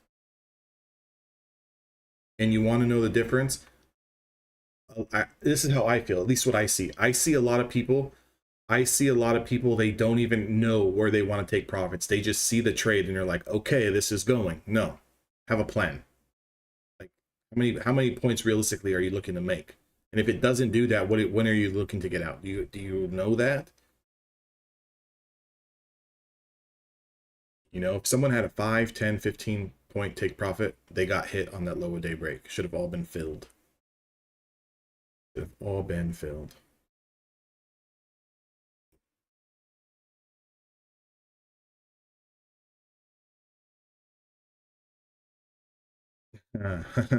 Melissa, with a strategy like that, it's up there. Like if you take your wildest guess, that's what it is.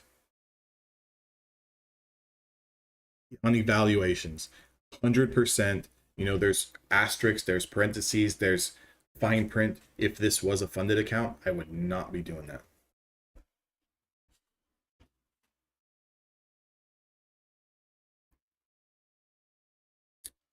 I set a green amount in Topstep.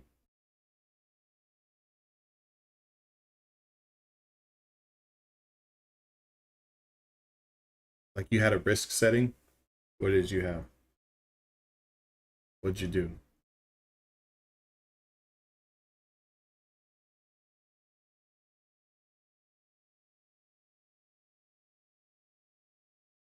Yeah. Again, for me, the evals, Melissa, it's just time is money. I don't want to spend weeks in here because it's not benefiting me and I'm missing out on making real cash. So it's a dollars in versus dollars out thing for me.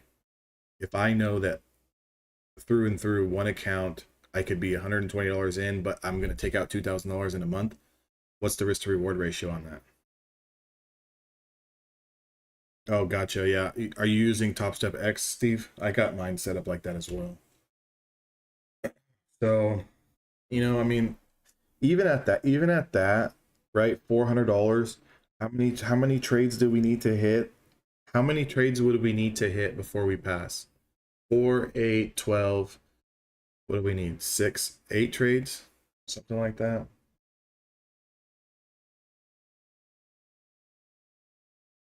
Theoretically speaking, if I stayed on that kind of if I stayed on that kind of 5 contract plan, that other account would be passed already. But I chickened out. So we got 20 SMA plate here, long setting up. We're getting this bounce back up again. I don't like this 1 hour candle. Guys, if you notice the 1 hour candle, I don't like this crap. Sweep the lows, bounce back to the range we were just trading at. Getting later on in the day, it's just, what are we really looking for here? You know, it's like, I mean, I feel like like we're trying to squeeze water out of a fucking rock. You know, what are we doing here? We're still putting in lower highs. That's the thing. Later on. Oh yeah. Oh, I thought you were leaving. Yeah, Steve. I trade with the folks in the room in the morning. We do a lot of the morning's hectic, bro. The morning's hectic. Morning's hectic. Price is moving so fast. You know, you got to really know what you're doing. Like right now, we have time to let these plays are taking time to set up. It's not moving that fast. In the morning, it's like, boom, candle closes, things ripped up 30 points. Oh, shit, now it's back down 50 points. That's hard. Especially for a newer trader to try to follow, that's extremely hard. You know, I wouldn't recommend that on anyone. I would definitely recommend to like, you know, start off playing 1 or 2 micros in the morning. Start off playing 1 or 2 micros in the morning. I mean, you see how it is then, Steve. In the morning, it's like, hey guys, watching this level, hey, anyone take it? Like by the time I'm typing half the time, this thing is already gone, you know? It's tough.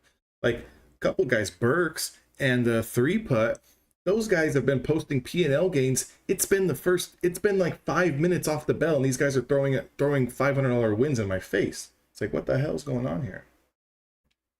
I didn't even have time to open my eyes yet, and these guys are posting gains in the morning. They've done it to me twice.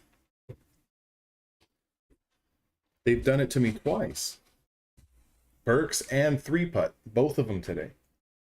And yesterday did it to me.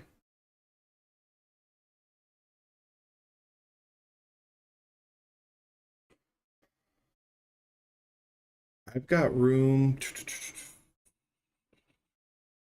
I don't know. Lower highs is all I see. Lower highs. What do you want to do here, Marquette? What do you want to do? 50-50 trade here. This 5-minute 20 plays a 50-50 trade. Stuck in the middle of the range. Our candle looks like shit. It's got no direction. Equal wick to the top side as it is equal wick to the downside here.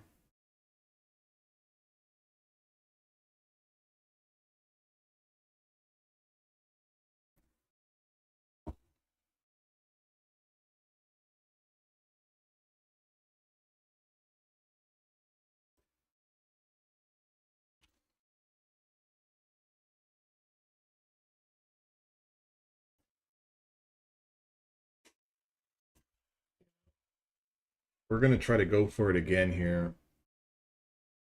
It's a very low probability setup, even at 5 points. I want to make that very clear right now. We're still putting in lower highs. This hour candle is absolutely trapped in between major areas of supply and demand, and volume is drying. There's 3 big things working against us here. I want to make that very clear. There's no shame in sitting it out.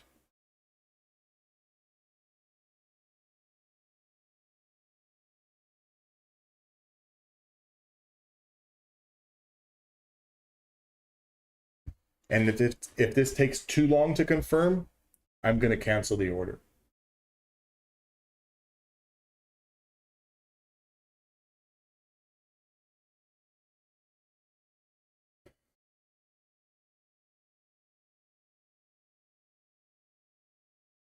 Head and shoulders on the 30-minute for both SPY and Q. Thank you.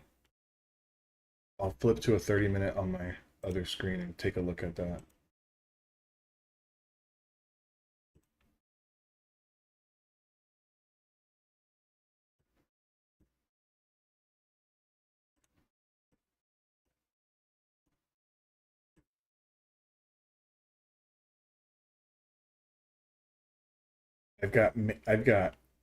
I have 30-minute chart. I'm absolutely pinned. I'm pinned below this 5-day moving average on a 30-minute chart. I do see space if we get above it to 686. I do see space above it 686. Over 72 to 686 is not much, guys. I'm fighting here. I'm gonna be squeezing water out of a rock for like a 10-point potential. It's not the best probability setup here. I do have an order sitting out there. I don't know why it didn't fill me. Where the hell is my order at? Where the hell is my order at? There's no way that I dropped it that high.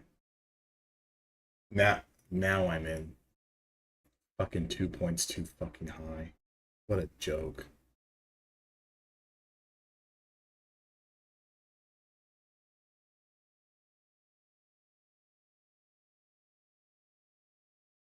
Should have been in that move a lot sooner.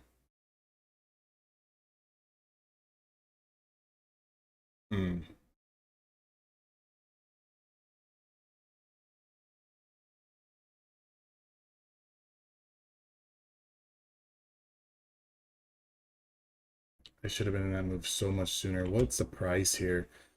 671 up to 676. It should have been filled so much sooner than that. I'm gonna have to cut this. If this doesn't go, I'm gonna have to cut this. I dropped my order way too fucking high.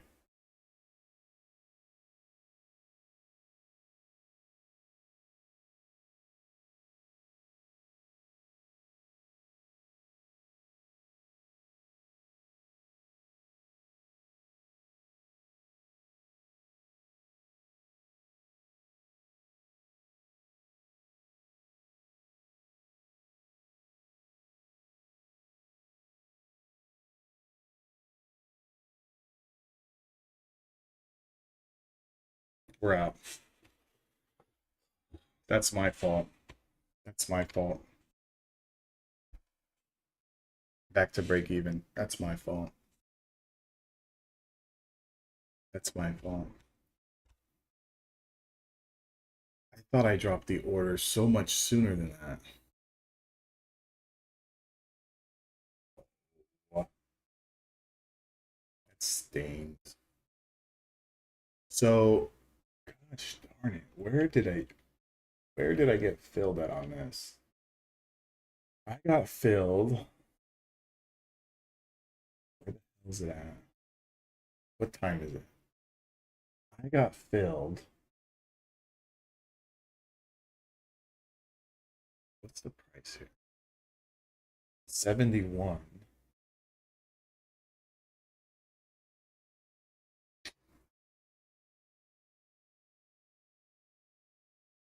I got filled 3 points up. 3 points up. Yeah, we're back in. Three points up.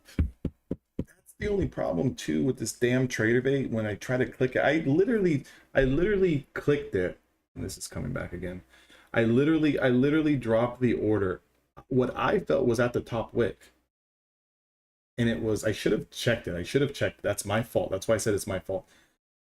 But I dropped it 3 points higher. So initially when it ran up 2 points, I was wondering, why am I not in, for one? Two, why am I not getting filled? Well, because, you know, I dropped the order 3 points above. It did work for 5 points. Like, it should have filled for 5 points. 671, all the hell? Now we're back. Now we're back in the green. That's bullshit. That's bullshit.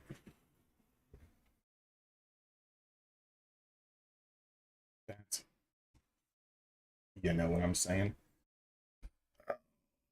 That was a winning trade from the jump, guys. Okay, how many people did take 5 points on that 20 SMA play? That got in and got filled. Did anyone take it, or did no one take it at all? I'm very curious. And that's gonna happen too, right? Again, we're human. You're gonna drop things. You're gonna drop things on you know, JB, not only did I get filled higher, that's always a problem with this stupid funny money crap. Not only did I get filled higher, but I actually put my order to get filled 3 points above the pivot. So stupid me, right? What should have been a $200 winner turned into a break-even trade on the day, got back into the trade. Now we did make money. Now we're back positive. But again, I all in all, it should be a lot higher than that. Stupid on my part. But again, you know, when you're trading these evaluations, that shit's gonna happen. You know, just roll with it. It ain't no big deal. It ain't no big deal.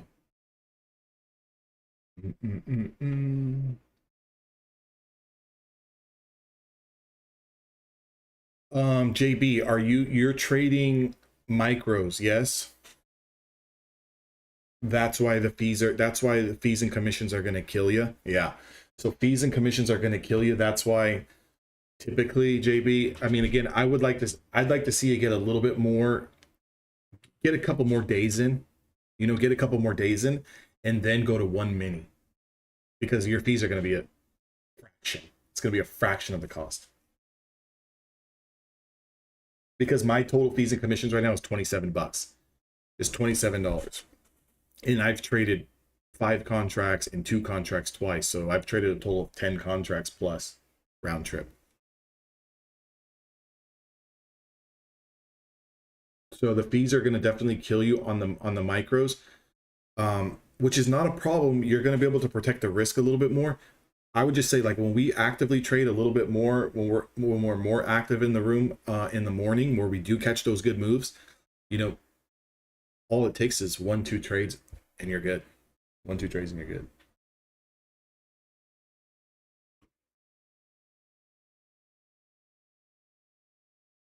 Sid, you're trading futures on Fidelity? Why not go to a dedicated futures broker? AMP Futures, Iron Beam, Trader Bait. Oh, okay, stocks. I trade with Charles Schwab, formerly known as TD Ameritrade. I really don't like the move over to Schwab.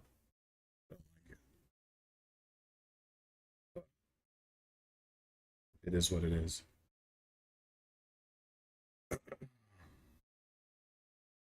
Sid, you trade what? SPX and stuff like that? Q's, SPY?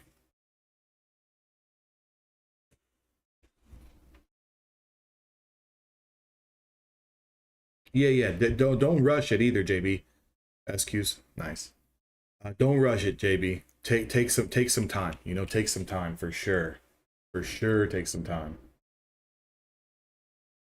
I realistically want to see you get in at least 20, 25 trades at these type of metrics. That way you can take some losers in there too, because we want to also manage those emotions when you do take those losses. So you're going to need to take some losses, not on purpose, of course, but like let the losses happen naturally.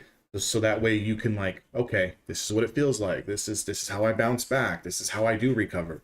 And then we're going to slide into one mini. We need to give it a little bit of a little bit of trade. Sid, what did you trade SQs today? We're still confirming this higher.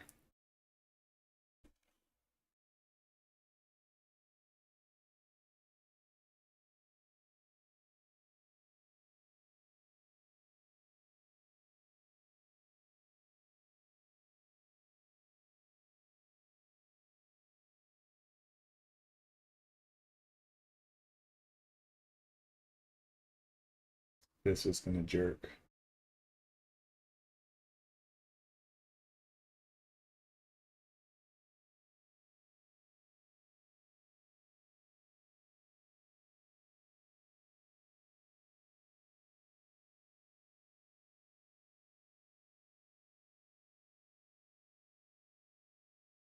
This is gonna pull right back to the 20. Shit. Just got no volume on this. Look at the volume. Look at the volume rapidly just decreasing here.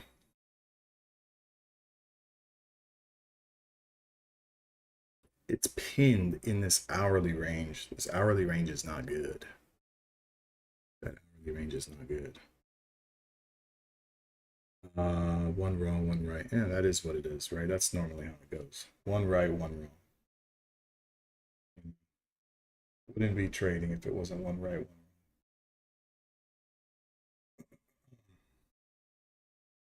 What I'm looking at here on this 1 hour chart is I need to see us get over 19,641. It's pinned between 41 and 86. 41 and 86 is pinned here. What do we got going on over here? We got going on 1560. This one's okay. That one's okay. What about this one here? What about this one here? We got 1240 there. That one's fine. This one is screwed up here. That one is screwed up.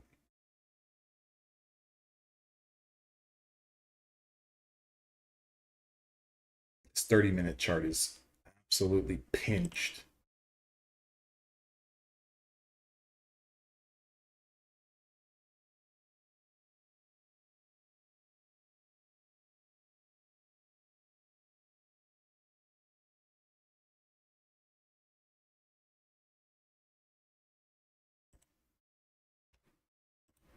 Got a little bit more on that. Took a little bit more on that. This one I'm gonna stop, guys. I'm gonna stop. 1685. I'm gonna stop on that one. I'm not gonna jerk around with that one. I'm not gonna jerk around with that.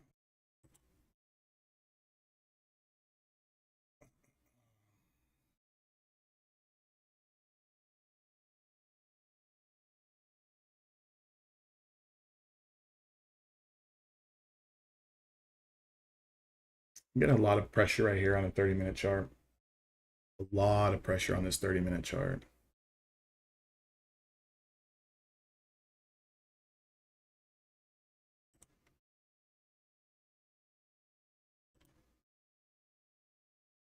So we're looking at a lot of pressure here on this 30-minute.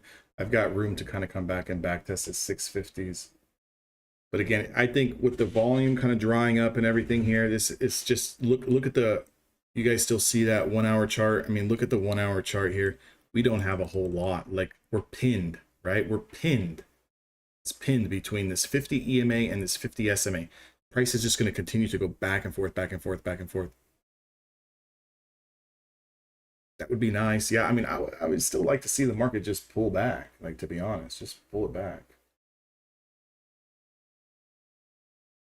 Because there's not a whole lot of room here, like, to go up, you know.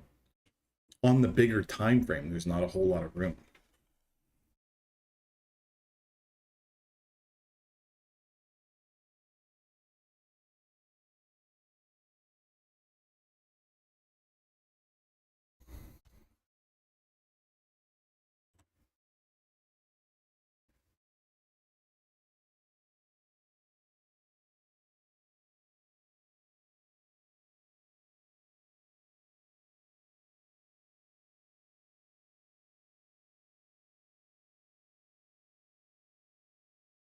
It's 1 hour.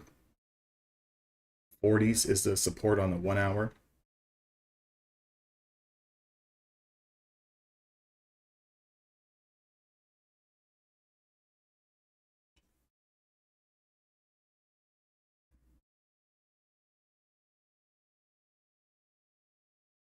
We're still holding this 20 SMA on a 5 minute.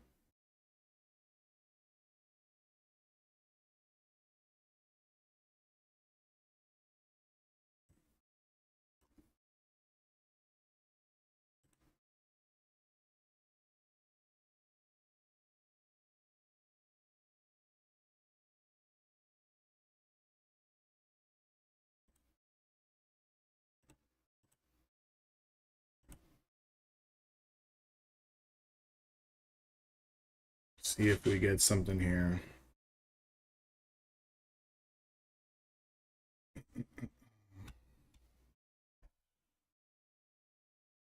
A back and forth action.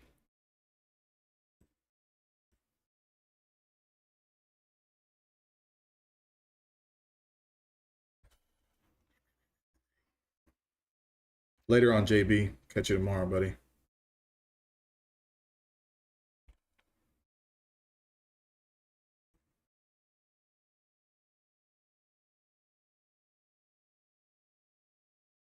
$470, $472 on SQs. What time frame you say you're looking at, Sid?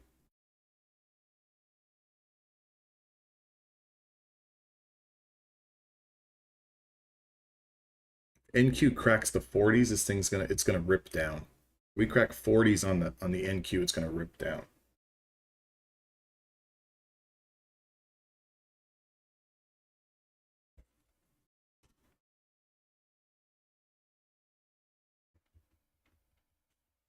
$30-minute and 2 hour. Gotcha.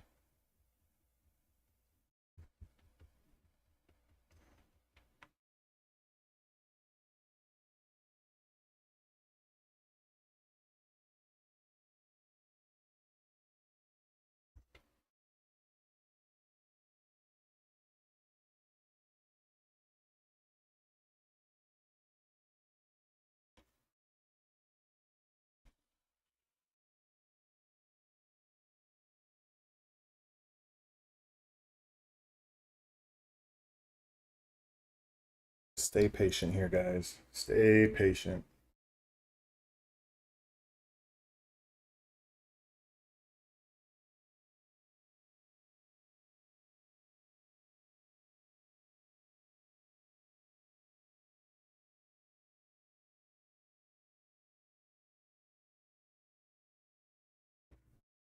Give me 1 second, guys. I gotta take this phone call. 1 second.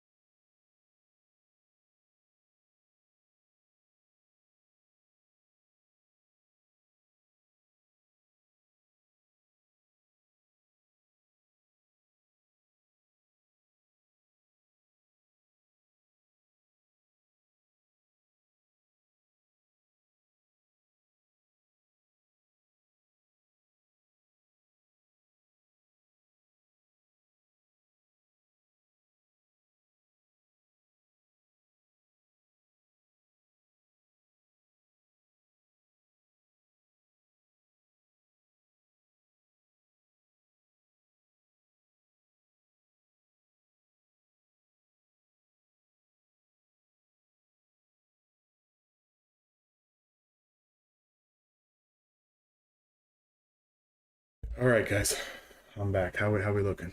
How we looking? What do we got? What do we got?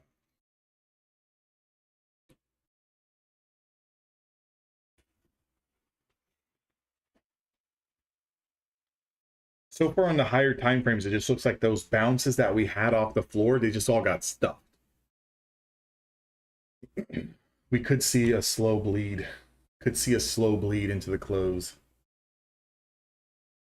You know, if this fails to get over any significant area, it just could be a slow bleed.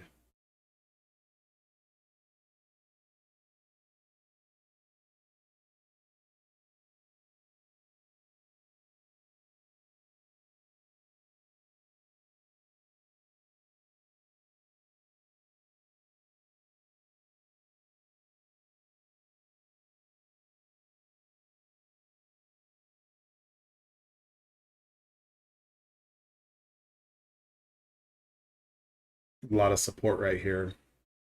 A lot of support right here.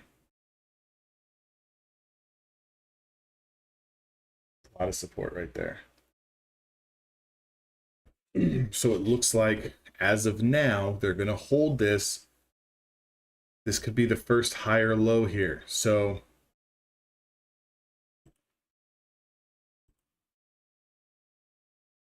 I got a 20 SMA play here.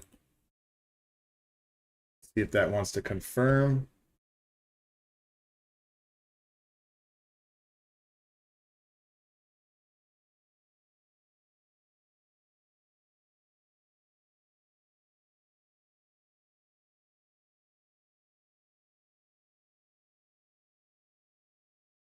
Six, 6, 8.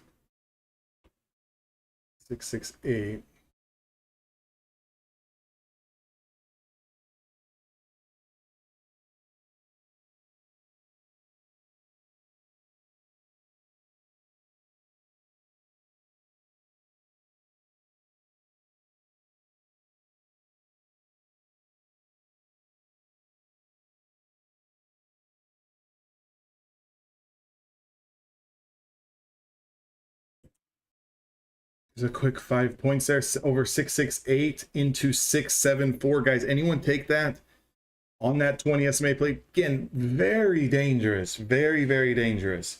Very, very dangerous because we're pinned. It says this is tough action here. You're pinned between a higher time frame supply and demand. You know, 50 EMA, 50 SMA. It's absolutely pinned here. Where's that at? How come this is not on my chart? So this account up 2,000 on day 11 trades, no losing trades still, guys. Looking for that again. Remember the other account that we did take a losing trade. I'm not going to trade that one anymore because I don't want to get squeamish on it. So that one we're just going to end with $180 on that evaluation, but we're damn near close to passing this apex here. We need about what, $1,000 left. So I don't know if I'm going to stretch this today. Again, because it's just not a lot of good price action for me. I'm really squeezing water out of a rock at this point.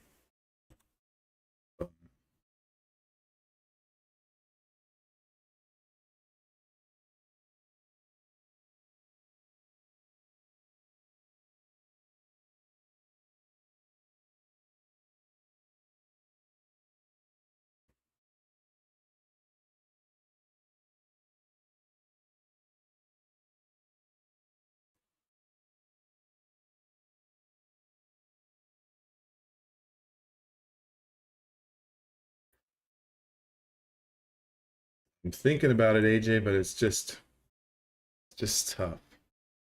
You know, one losing trade is gonna fuck everything up for me. We'll see. We'll see if I can get it. We're kind of back up towards this resistance here. Back up towards that resistance. I would trade this on. I do have.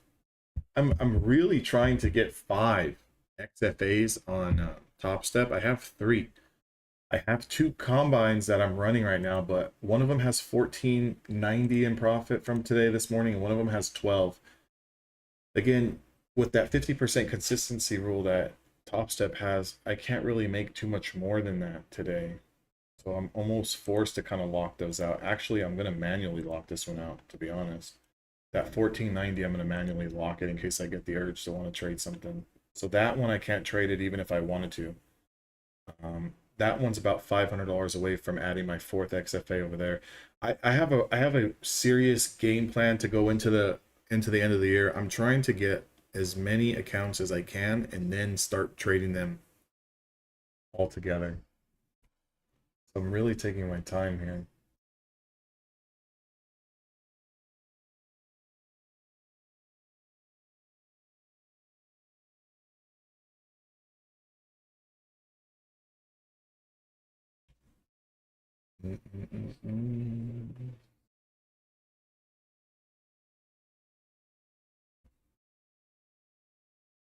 AJ, I've been the same way. I've been the same way. I love Apex as far as you can have 20 accounts. I hate the trailing drawdown, and I don't like the payout process, how slow it is, where we have to wait in between cycles. And sometimes this last time I requested, I was actually approved in less than 24 hours, which is great. Sometimes it's taking me close to 11 days to get approved. I don't like that. The other one that I'm going to attack, AJ, is the take profit trader. Now they do have the trailing, but I do like them. The only other one that I'm hearing that people do like is MFF. Charlie in our room, he likes MFF. I spoke to him and he says he likes them. He says he likes them. I haven't tried them, so I don't have any opinion on them. I don't know. I haven't even really looked at their rules, but I do know that Charlie likes them.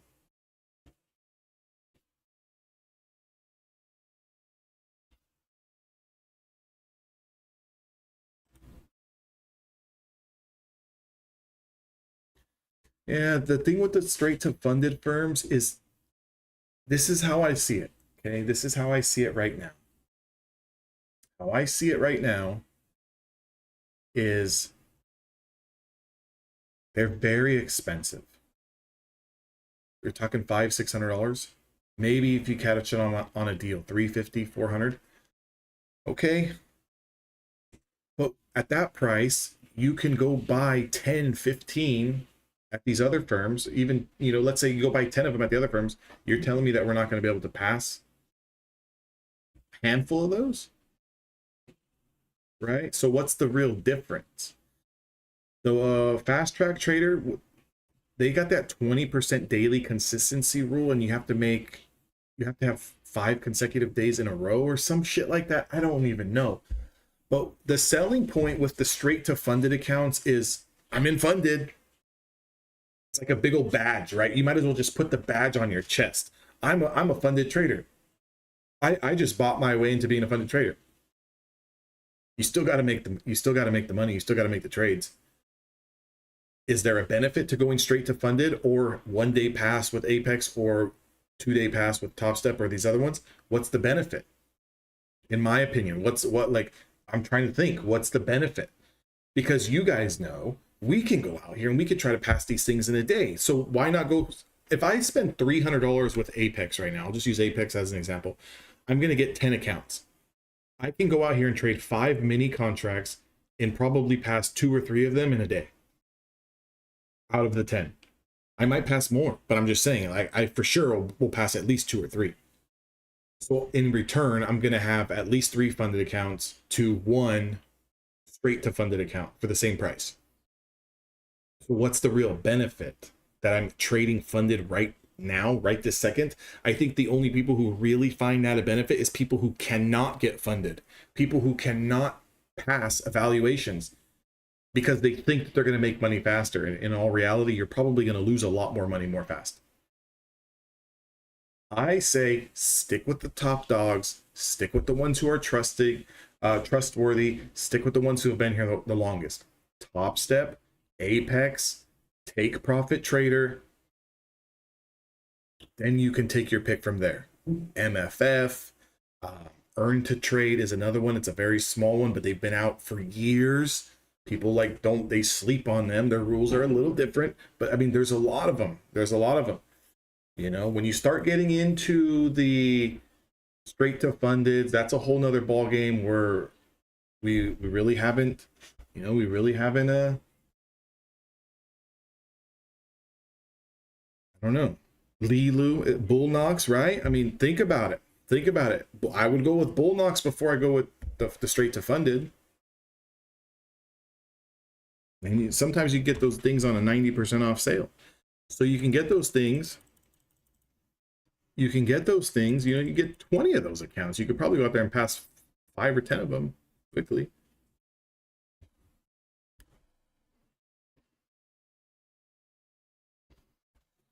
I would try Bull Knox next. Forgot about them.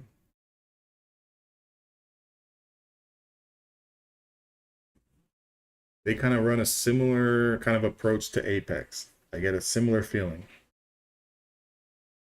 Yeah, maybe, yeah. Back into low of day, yeah, I'm looking at it.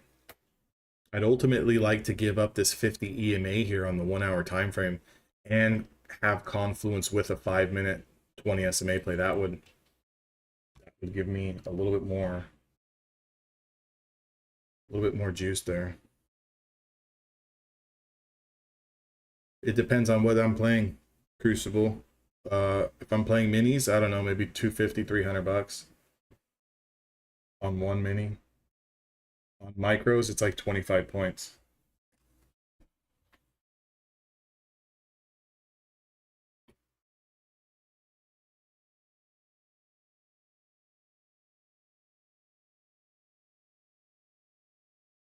Just chopping hard in this range. We gotta give up this support here. We have to give up this support. We gotta lose 40s. Like, we gotta lose 40s. If this is gonna go down, it's gotta lose 40s.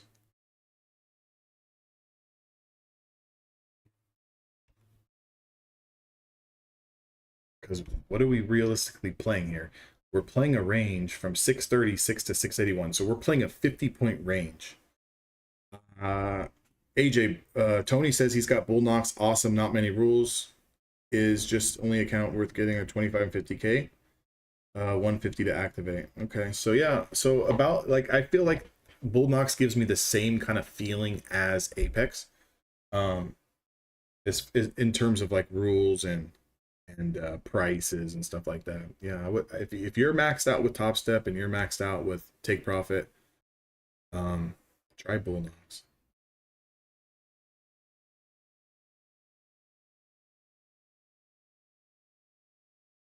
Yeah, 150K is not worth it. 150K is not worth it. Tony, what's the rules there? What do they got a trailing drawdown? They got a trailing drawdown on those puppies? Like Apex?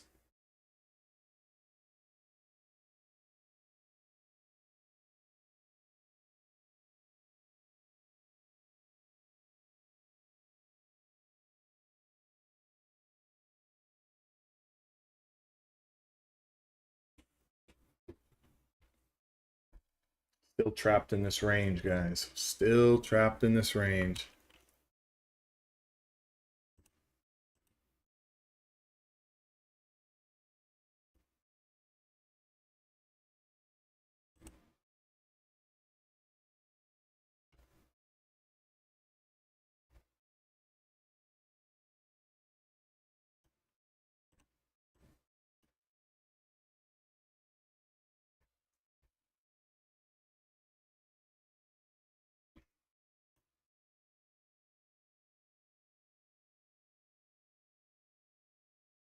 Hey Tony, Bull Knox, do they have that trailing drawdown like Apex, or they got an end of day drawdown?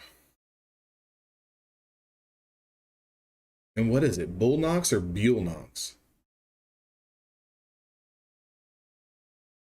AJ, they do have that trailing drawdown like Apex. Um,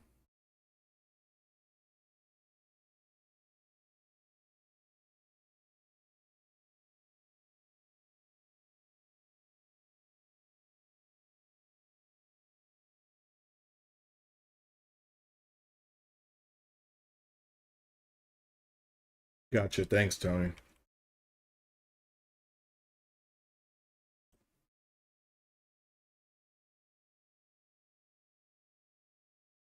Kind of have to play it like Apex. Use it as a scalp account.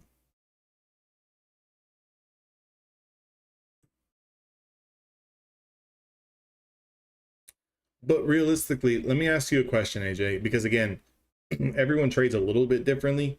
AJ, have you had trouble with the trailing drawdown? Like, for example, have you lost an account because you've hit your trailing drawdown, but you're still technically in profit? Has that happened to you?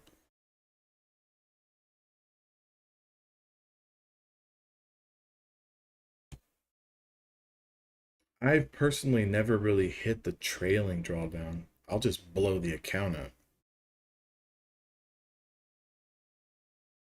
Blue nuts.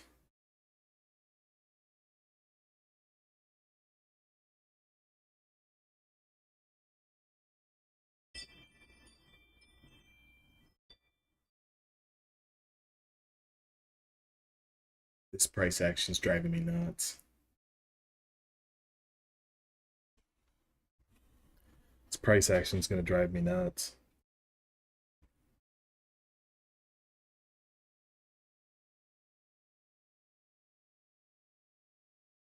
Yeah, I'm in the same boat. I'm in the same boat with you, Tony. I just know there's guys out there though that do throw on positions and let these things wiggle, you know. They might be up $600-700 and move the stop loss up, and then they kind of lose 300-400. That can hurt them.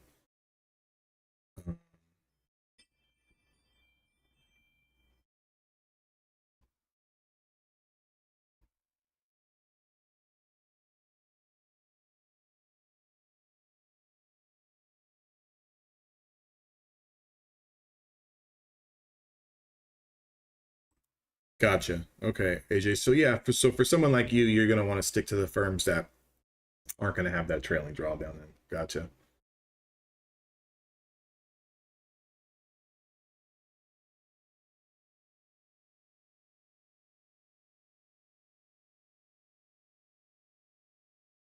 I think. What about MFF? Do they have a trailing drawdown, or is it end of day? We'll have to ask Charlie. I know Charlie's got those accounts over there.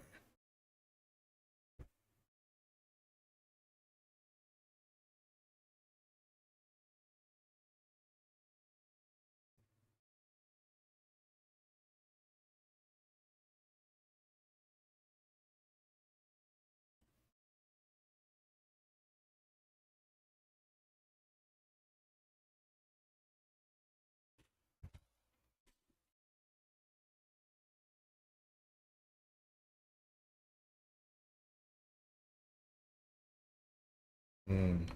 Guys, I'm gonna flip to the 2-minute chart on the left-hand side. This 5-minute chart, I gotta reset the eyes. Gotta reset the eyes. I'm not getting a whole lot of anything on the 2-minute. I mean, on the 5-minute.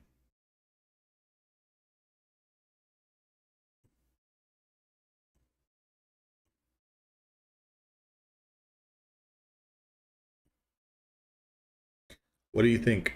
2-minute chart looks like we're setting up a little bit of an inverse head and shoulders, right? For all of you chart pattern guys. No? If we say this is one shoulder, head, maybe one more drop going into power hour, one more drop in this range, and then bounce.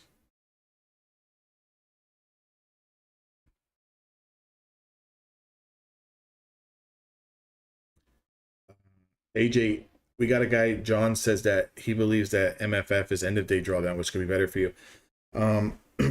Yeah, take profit is going to be my next one. So I'm going to go after take profit next. I like what I'm hearing. They've been around for a long time.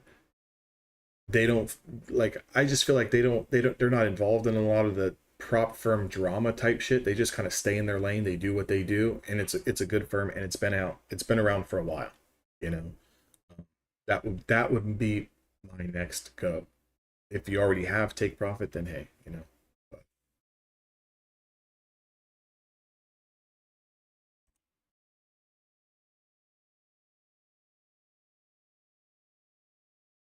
But, So they do offer an end of drawdown at bull nuts. Huh. That's cool.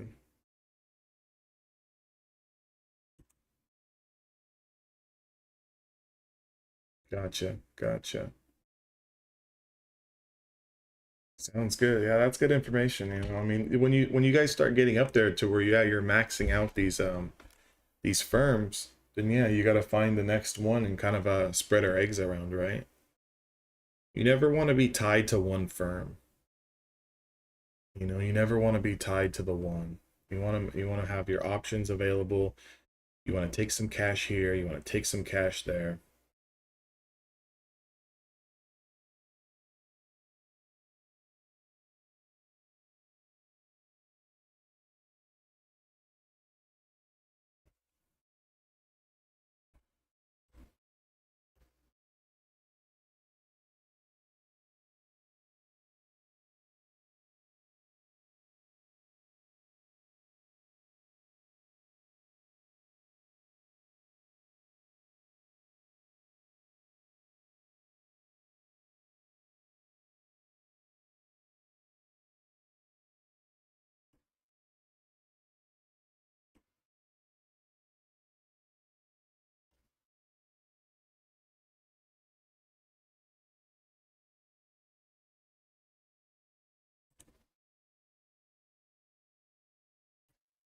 Sid, I mean, FOMC affects futures the same way it affects, you know, the big boys, right? So I mean, I trade stocks. I don't know what stocks you trade, but I trade a lot of the names in the Nasdaq. So you know, it's gonna affect us the same way in futures as it does over there for those guys. It's the same thing.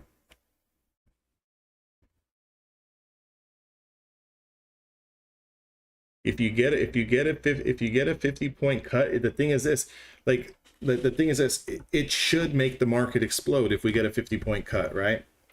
That you should see a drastic kind of pop. But has the market already been baking all of this in, right? Because it's like we already knew that Fed was going to cut. We already knew this. You know, we knew that they were going to cut. So, you know, if I was to pull up a daily chart, right? Let's look at the daily chart.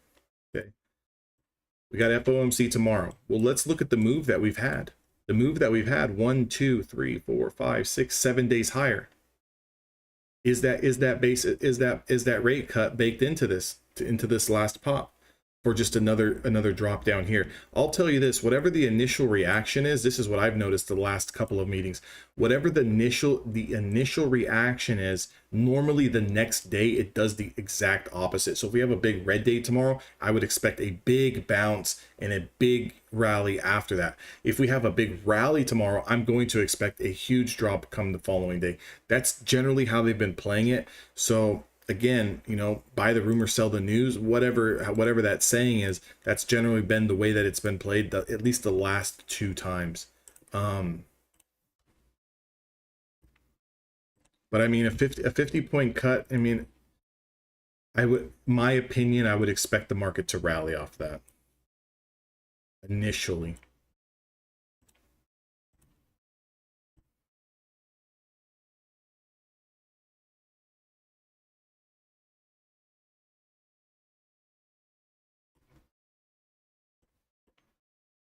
Nice. I mean, yeah, you trade a lot of the names that I trade minus the GME.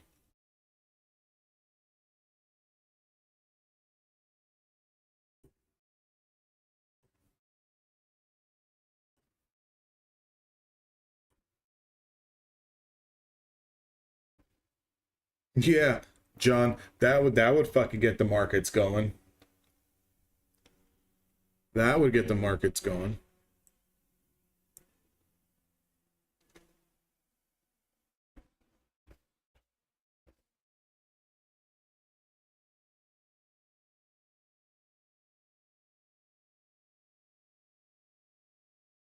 I'll tell you guys this, as far as FOMC rate cuts, this, that, and the other. I learned a long time ago from trading stocks, forget about the earnings, forget about the news, forget about this, forget about that. Do those things, are they catalysts? Do they move the market? 1000% they do. But guess what? You've got levels on your charts. We've got to go through those levels anyway. So the best thing we can do is play those levels, because I don't know how many times I was looking at companies and looking at earnings and looking at the numbers, and it's like companies should be doing great and they're selling it off. Things were already baked in, you know, especially when we were dealing with inflation and all this nonsense coming out of the pandemic and stuff. I mean, it was like every week, multiple times a week, we're listening to what the Fed's saying, trying to decipher what they're saying, all this nonsense, hoopla and jazz. And to be honest, you know, most of us just got chopped up anyway. So it's like, just wait for the shit to happen. Don't try to, you know, don't try to anticipate the move. Again, I mean, I never hold through unless you have a, you know, a plan where you're going to buy X amount of accounts and you're going to go long or short and looks of hoping to pass them in one shot. I wouldn't trade or hold through the news. Let the news come out, let it put in its levels, let it set up, and then take the move after that. And then the following day, trade it. Very dangerous. And it's rollover week. So you know, are they setting up to roll over these contracts long? Because you got to think, these longer term banks and hedges and all this stuff, they're not day trading on a day in day out basis looking for these small time frame moves. They're positioning themselves long for Q4 to go into the new year, right? So you got to think about it when you get into that type of situation. If they're going to be more long-sided coming into these December contracts, that's definitely going to continue to push the market to the high side. But if they have no plans on this market seeing new highs between now and elections, then there's definitely going to be more sell-sided contracts that are coming onto the books. So again, with the Fed and everything, yeah, it's going to move things. My opinion, cut your profit price target, your take profits in half, right? Cut it in half. Size down if you need to. Take less trades. Make a little cash, stop trading. Just wait for better opportunities. Because guess what? The market's going to be open on Thursday. The market's going to be open Friday. It's going to be open next week, the next month, so forth and so forth. So there's no reason to kill ourselves. I've told people that as well in the past, Tony. I mean, stocks is so great because when you're staring at one chart here, like if this was a stock chart, guess what? Realistically, if I'm watching NVIDIA and I'm looking at NVIDIA's hourly chart and it looks like this, there's no trade here for me. There's no trade. Absolutely zero trade here for me if this was an options trade. You know why? I need to take out the low of day before I have any room to go short, and I need to get above supply over 19,737 before I'm even interested in a long. So there's absolutely no trade here if this was stocks. But the benefit of that, I can go through another chart. Maybe Tesla looks different. Maybe Amazon looks different. Google looks different, so forth and so forth. Stocks are setting up at all different times and days. So, or Tony, I mean, you can make some cash from these prop firms. You can put a little money into a broker, and you can have a cash account. Then you don't have to worry about the PDT. I know a lot of guys who have come in with $5,000-$10,000, traded options, traded shares, or traded options on a cash account and done well for themselves. Now we're getting this move. Now we're getting a little bit of this flush to the downside, guys. Getting a little bit of a flush to the downside here.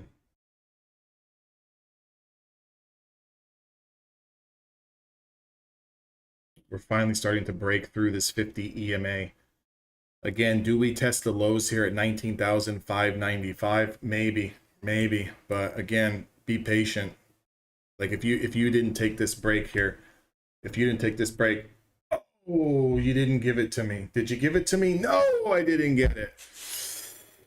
I'm this close, guys. I'm this close.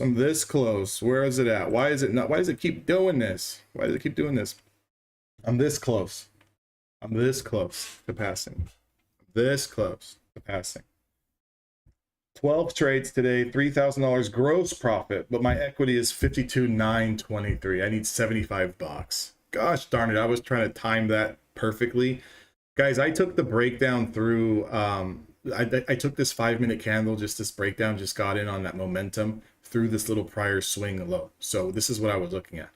When we started to sell off, we started to reject, it's coming down. I waited for this to break with anticipation that we were going to hit this low down here at 595, that prior low. God, I need $75. I need $75. Who's going to throw me $75 here? I need $75. and we get this one all taken care of in one day. I'm definitely going to take off the 5 contracts now. We're going to go to trading 1. I gotta find it. No, that's not my style. I'm not gonna scalp 10 cents on 100 contracts. That's definitely not my style.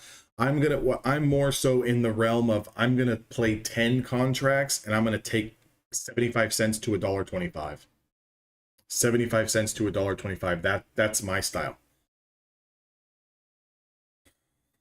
I've definitely played like 0 DTEs where I've gone in 30, 40, 50 contracts. It's just that sends me through the absolute fucking ringer because I can't hold for 10 cents. Like that's not going to be me. I need more than that. Like I'm looking for a bigger move. I need at least like on the Qs, I need at least 75 cents to $1. That I need the price of the Qs or the SPY. The SPY maybe 50 cents to 75 cents. I need 75 cents or more on the Qs. Head and shoulders on the 30-minute VIX is spiking. Yeah, maybe. I mean, maybe here. I need this $75.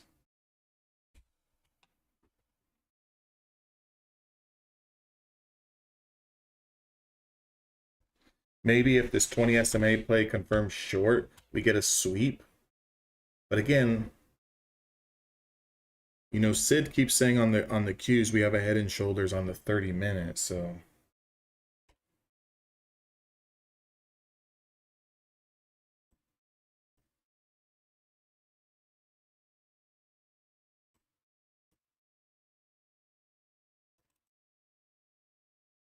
and this is also another thing I don't want to do. How many times have you guys been $100 away from passing and then lose an account? That ever happen to anyone? I don't want to go too crazy here.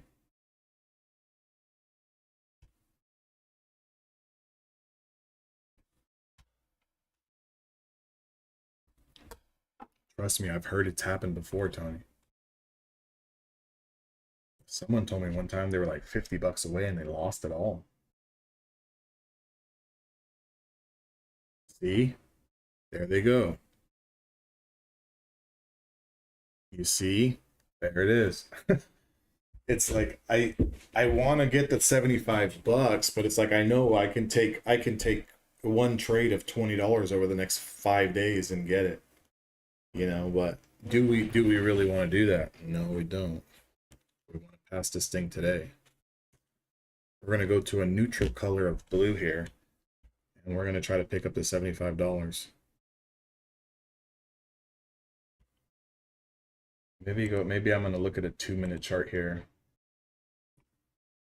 See, this 2-minute chart is down at this linear regression. I do have a little bit of support. I'm still looking like, again, this is 75. I'm looking at this. Does this not look like on a small time frame an inverse head and shoulders? Again, I don't play inverse head and shoulders. I don't play head and shoulders, but does this not look like it could be getting ready to bounce from here? Am I completely wrong on that? Am I completely wrong on that?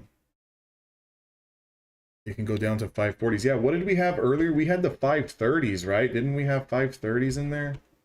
I should have just been still holding this short.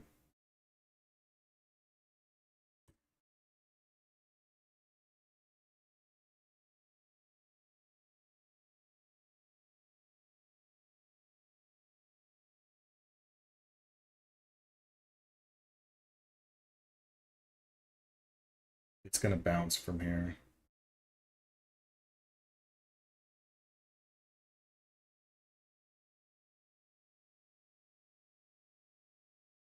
I should have bounced it off. I should have bounced it off that level. Now we're way far.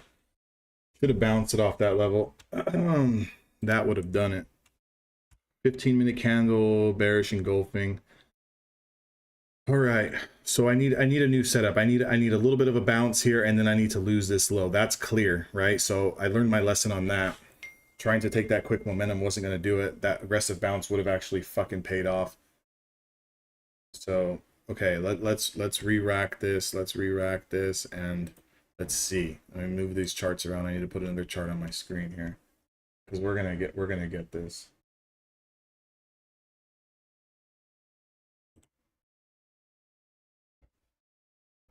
So what do you guys got? Yeah, I wouldn't doubt it. I wouldn't doubt that too. Playing games with everybody here in this area. It's still kind of just trickling around this area. If I don't see something good, like where I think I can potentially make the cash on it, I definitely won't push it, you know? We can just always do it tomorrow. We are coming into power hour as well.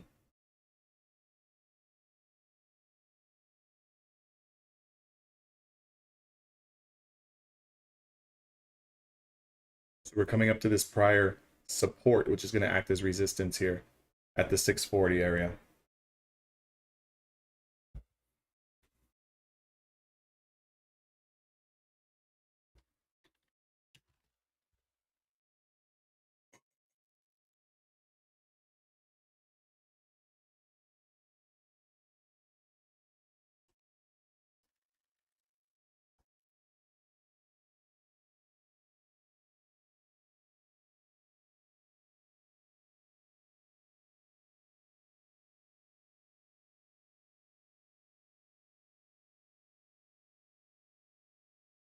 Hourly chart's trying to reclaim this 50 EMA.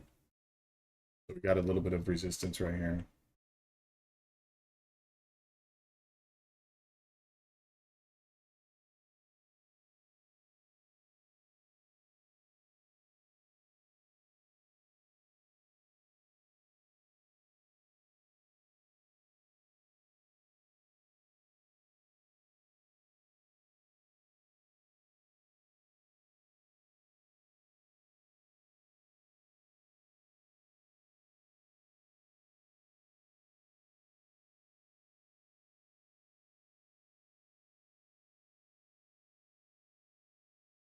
We're looking at a 2-minute chart on the left, guys, by the way.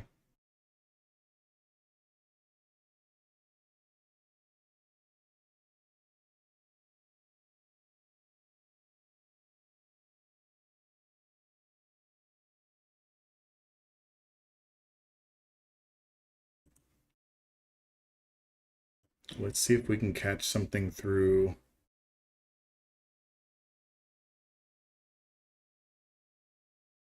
I'd like to see this low of day wick be tested all the way down here.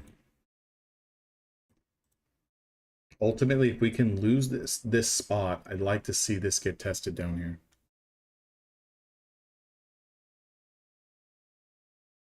It could be, Sid. It could be. Yeah, that makes a lot of sense.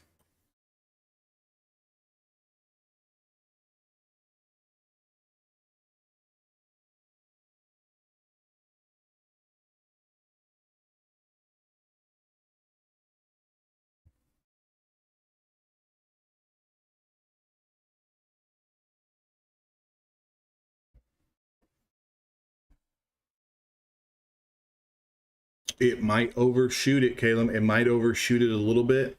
But I mean, yeah, you definitely want to have something in there. The problem with that is when you do have those orders like that, sometimes your stop gets wicked before the take profit. That's the only thing, because it moves so fast. Like it can move 30-40 points in a flash to the downside and then immediately shoot back up, like before you can even physically click a button. So if you have that level in there and it gets triggered, it can just go right down, right up, or right up, right down, and then you would have been right on the move. It's just, I've always been one to let that news candle happen. Like let it get like a minute into that news candle, 2 minutes, and then you can kind of see where it's going from there.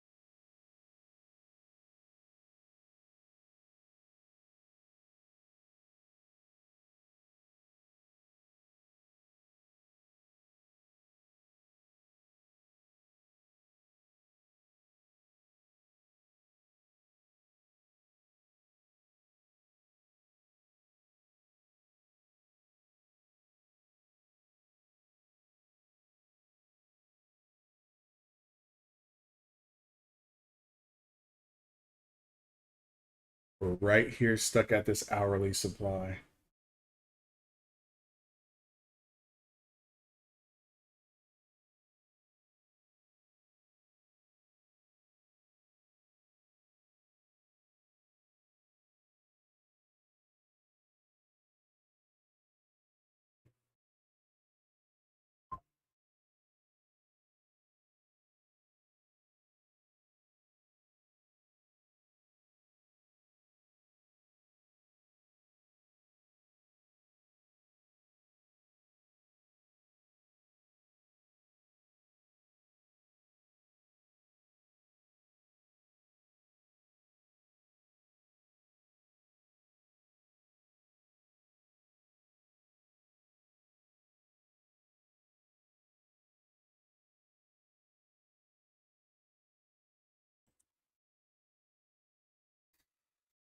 So what are we thinking, guys? What are we thinking here?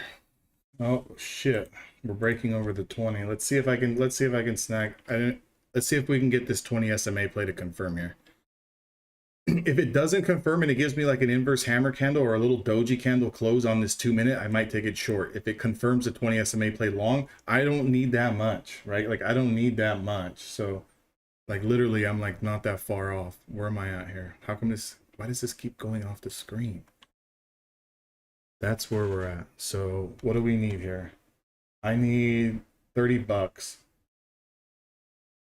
Where are we at here?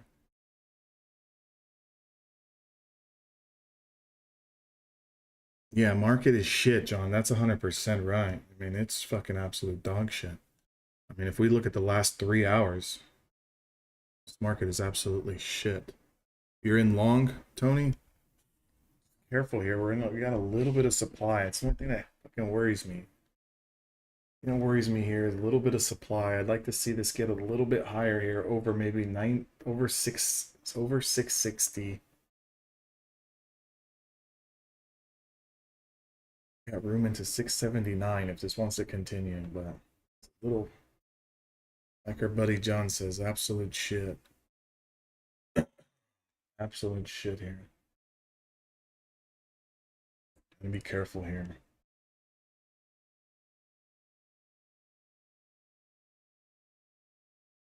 There you go, Tony. There you go.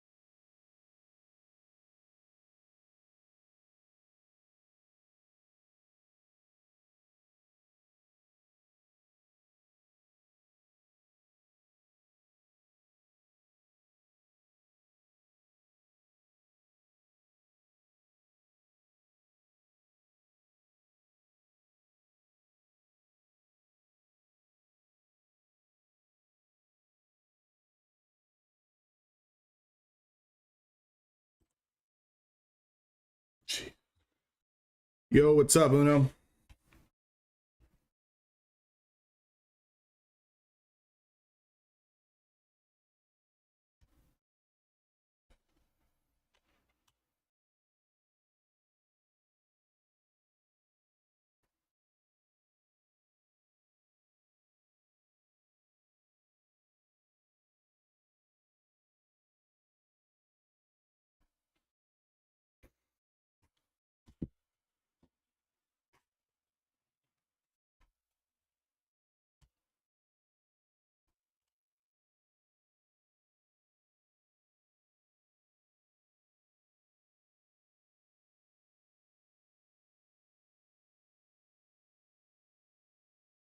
Jeez, look at this.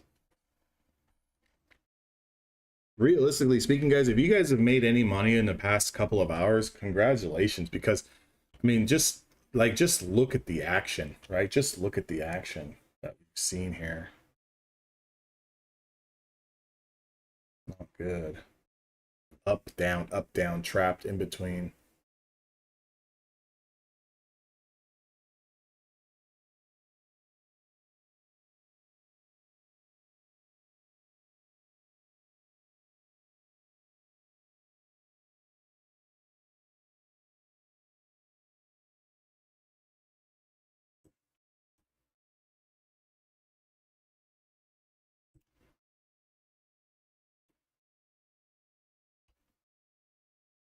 I got the 1 hour chart looking like it wants to go down. I got this 2 minute chart hanging out doing nothing. Going back over to the 5 minute here, we're gonna see 5 minute chart still pinned below the 20 SMA.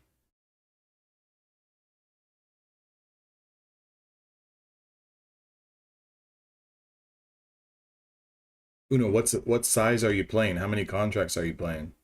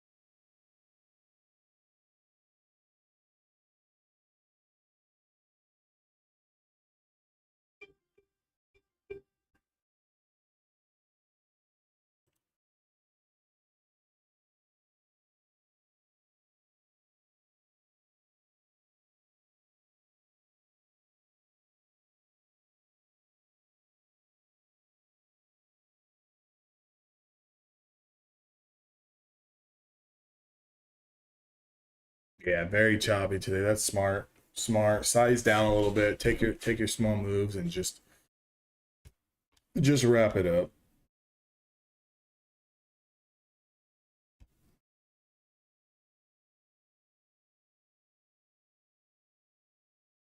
I would just stick to one. Just stick to 30% rule. You're talking about with Apex, 30% rule, best day of profits. Is that what you're talking about? Just one day can't be greater than 30% of your total profits when you're going to request a payout. So I believe my math is right from my history of trading. I think that if I keep my days P&L under 1200, I'm fine. I believe that's the number. Just keep it under 1200 on the day and you'll be fine. You won't have to deal with the 30% consistency rule. Because there was one payout period where I made like 1289 and then I needed to make like a little bit more to get that number down. Yeah, be all right. Again, and all in all, I mean, what does it mean? It just means it's got to trade an extra day or make a little bit more cash or something on another day. It's not that bad.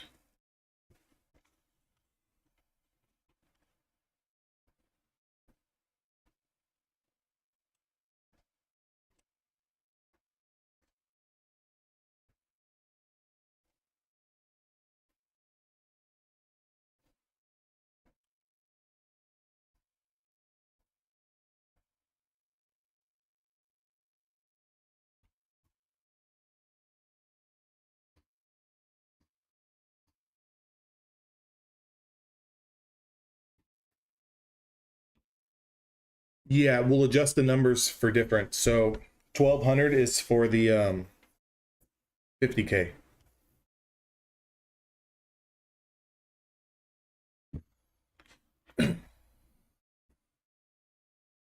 So what's the profit? What's the profit threshold for the 150K?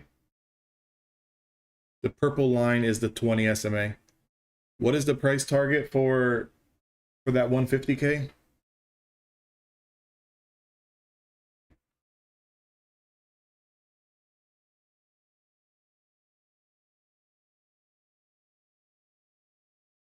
Guys, getting a little pop here.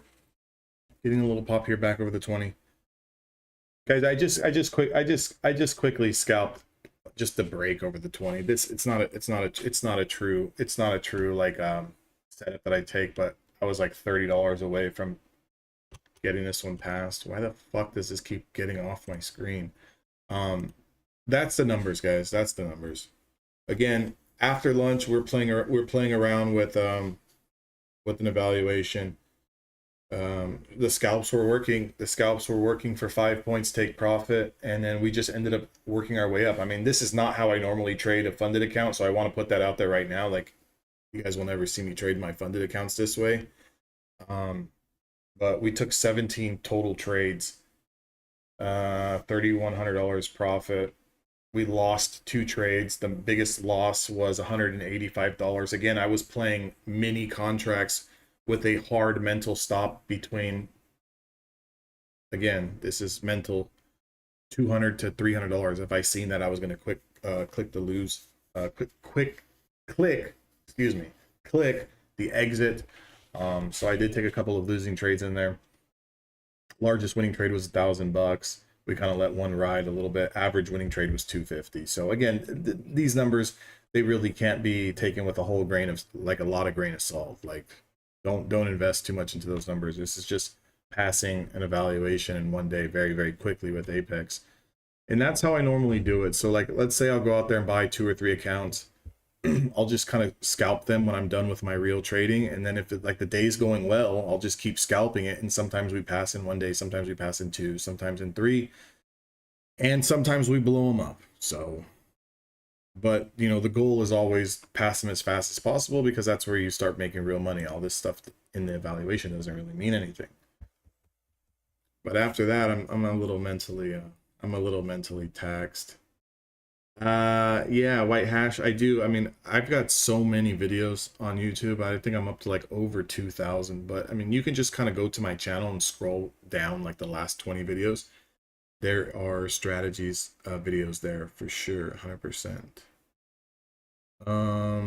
Zeke played it safely, took advantage when had a little bit of speed on the candle, super short scalps of $50, reached your goal of 300. Perfect. Like, that's in this type of environment. Again, guys, in this type of environment, like I told the guys in my Discord this morning, I'm like, yo, you know, we're not really getting these big 20-point movers, right? Like, the ranges, I mean, we were sometimes sitting in 15, 16, 17 points worth of drawdown before it finally gave us 8 points or 10 points. So I said, let's keep our take profits sub 10 points and just let's run the numbers. Majority of people today in the room did pretty well. Of course, you know, not everyone's going to have a good day. You know, we did have some people that had some losing days. But, you know, Burks kicked off the morning with $600 across his 5 PA accounts. He had DC in his take profits, you know, up $1,000. Who else? Burks played some evaluations and made $700. We had 3-putt, damn near, I mean, killed it 14 minutes off the bell, $545 short. And then we did have a couple of people that took a loss. You know, Charlie took a loss, about $115, $200. That's not that bad, considering the day. You know, Drac took home $4,000 across all of his accounts, so that's a combined number. But it is what it is. Do I trail my stops? Typically no. Only reason is because I just look for the quick move and I'm happy with it. I have trailed stops when I'm playing micros and it's up in my favor. I'll move the stop loss to break even. And then if it goes up another 10 or 15 points, I'll kind of slowly trail that stop loss 5 points higher every candle close. Yesterday on stream, I tried to trail and I was up like $600, and then I put my stop loss at $300 profit, and it came back quickly, wicked me out, I took a $300 winner on it, but then it went up and I would have made like $1,000. That's why I hate trailing the stop. But again, it's safe. It's safe to do. It's safe to do.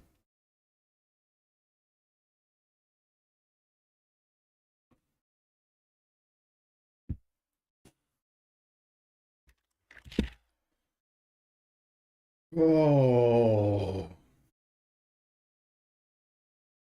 days like today just make you just want to just,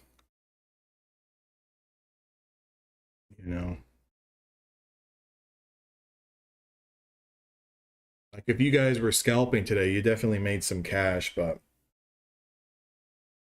if people were looking for bigger moves, it was rough.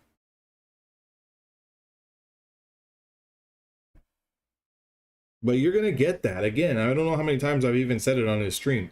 It's rollover week. We have FOMC tomorrow. This is a day before the storm.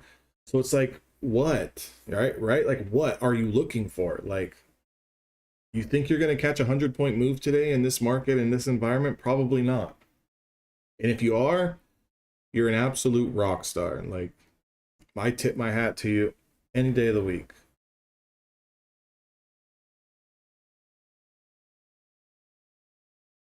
I just think as a whole, like as a community as a whole, especially for us who trade prop firms, right? We've got to really be okay with just like taking whatever the market gives us. You know, we've got to be okay with like being able to stop on $100 day, you know, because we realize, hey, this day's not the best. Like, come back tomorrow. Like, if we can work together as a team and like you really take it serious, like the only problem, like I would love to stream every day from market open to the close. The only problem I have with the trading community as a whole is there's so much negativity. Like, this is not a competition between me and you. This is not a competition between you and the next guy. This is not a competition. I see so much crap, even like streamers and YouTubers, competition between each other. Like, who gives a shit? Like, everyone is here to make money. Like, why don't we all work together and make money? You see the chart one way, I see the chart the next way. Great. Give me your trade idea and I'll give you my trade idea. And let's work that plan. Because when I make money doesn't mean that you lost money. Again, let me say something. Like, that's how the market works. Every time, you know, there wouldn't be no market if someone wasn't losing and someone wasn't winning. But what I'm saying is, like, if you guys can work together, like, you know, build strategies, build stop losses, build take profits. Again, my stop losses, like, this is what's very hard to like explain to people, is that like some people might watch a video where I'm taking 1-to-1 on a 35-point range candle and I'm setting a 35-point stop loss and taking a 35-point winner. They might watch another video where I took, like today, you guys might watch this stream where I took over 10-15 trades where I'm taking 5 points take profit on like anywhere between 1 and 5 mini contracts. And it's like, well, why would you do it this way one day and this way the other day? Because there's different situations, there's different scenarios for different situations. Like on an evaluation, we're going to try to go aggressive and fast. On a funded account, we're trying to go slower and protect our risk more. You know, on certain days, the market is trending where the market's giving you 20-30 point moves every single setup, and you get 3 of those setups and take out 100 points out of the market. Some days that you don't. Like, some days the market's hard to even give you 5, right? Some days the market doesn't even give you 10 points. So when you work with the team, you can definitely build off of that. Like, hey guys, guess what? Like I'll say it first in the room all the time. Hey guys, I'm looking for 20 points. That's not working right now. I'm cutting my take profit to 10, and then I'll take my trade. And then if it works, I'm like, okay, cool. Like, I'm going to stay here at 10 points because that's what where the market's flowing to, you know? And it was like this morning, I was like, I'm going like anywhere between 5 and 10 points. So like, I'm trying to find that sweet spot between 5 and 10. Is it 6? Is it 7 in real time? Because sometimes those adjustments need to be made in real time, you know? So, and that changes. And what's hard for people to understand is it's like, well, if you have a strategy and it wins at this percentage, shouldn't you just do that every single day or you're not going to be profitable? And it's like, I don't have an answer for you, you know, like, I'm trying to make money on a day in and day out basis. And it's like, you know, I think that there's adjustments that, like, that's my opinion. I think that there's adjustments that need to be made on a day by day, week by week basis. You know, I think summer trading is a lot different than Q4 trading. And I think, you know, beginning of the year trading is different than, you know, right now. So we have different inflection points, different catalysts in the market. You have earnings, you have, as of late, since the pandemic, you know, shit with inflation and interest rates and this, that, and the other. This year, obviously, we've got the big one going on with the presidency shit going on this year.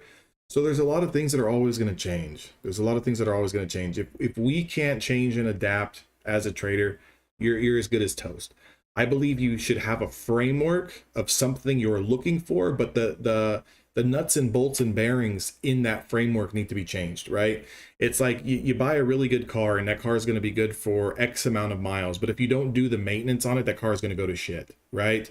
But if you continue to do the maintenance on it, you do your oil changes, you do, you know, your regular stuff, you know, that you need to change, your tune-ups and everything else, you know, the car is going to run a little bit longer, right? And I think trading should be the same way. We have the foundation, which is our strategies, our levels and supply and demand and whatever anyone else wants to dress up. Again, guys, a lot of this crap that's out there, especially, like, I say crap, that's just the way that I talk, but a lot of these other training videos and these streamers and these models and these strategies, it's all the same dressed up crap. I don't care what you call it. Supply, resistance, right?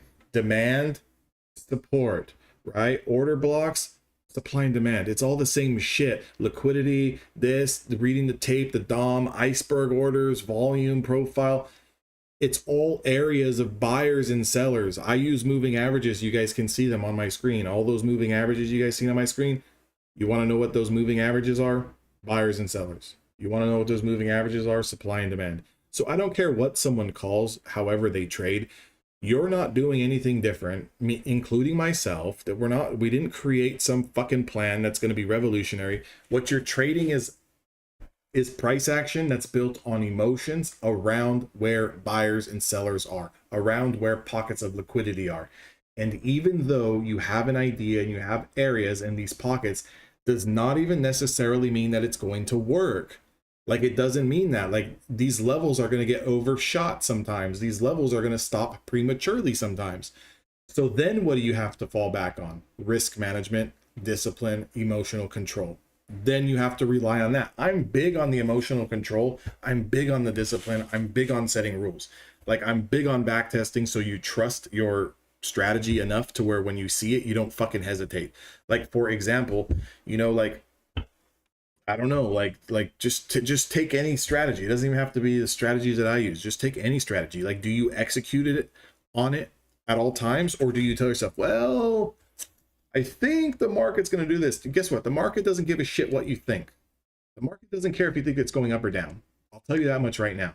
What do I think? I think the market's going to go lower.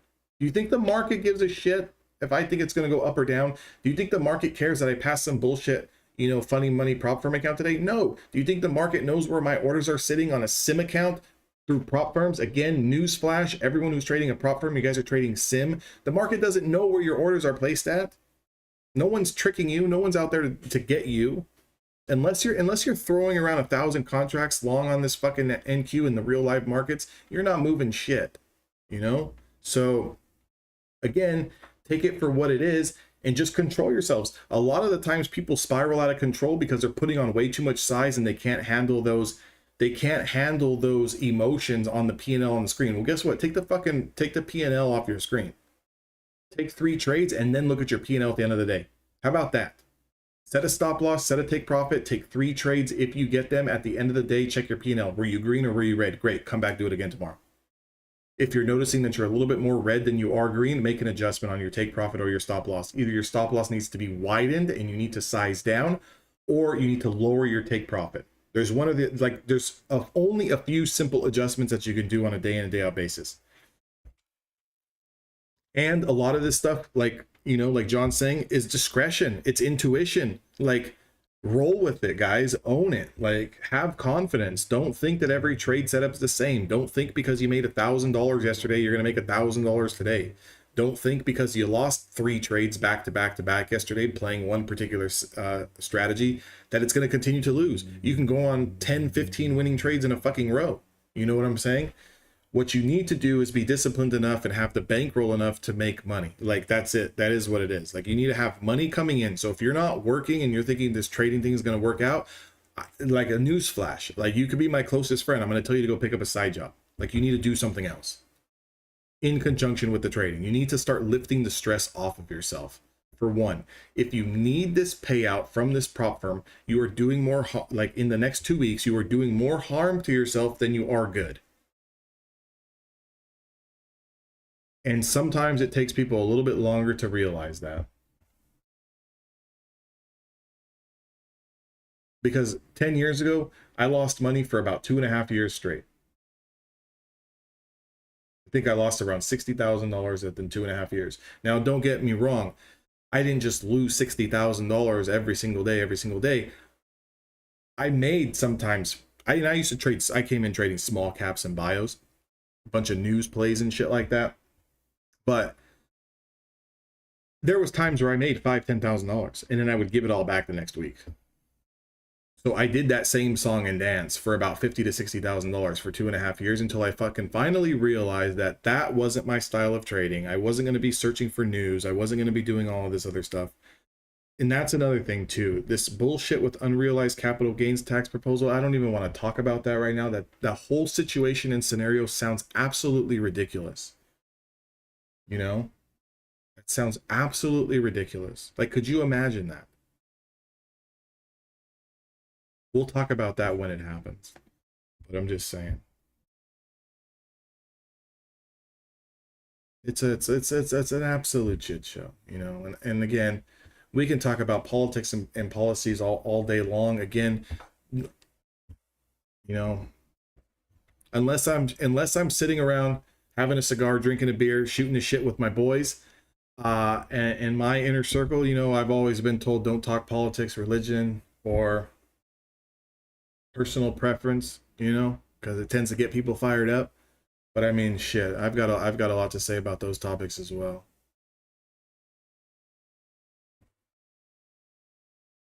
You know, at the end of the day, what I truly believe in, again, no matter what side of the tape you fall on, whether you're on the right side or the left side, what I believe is you need to do what's best for you at the end of the day.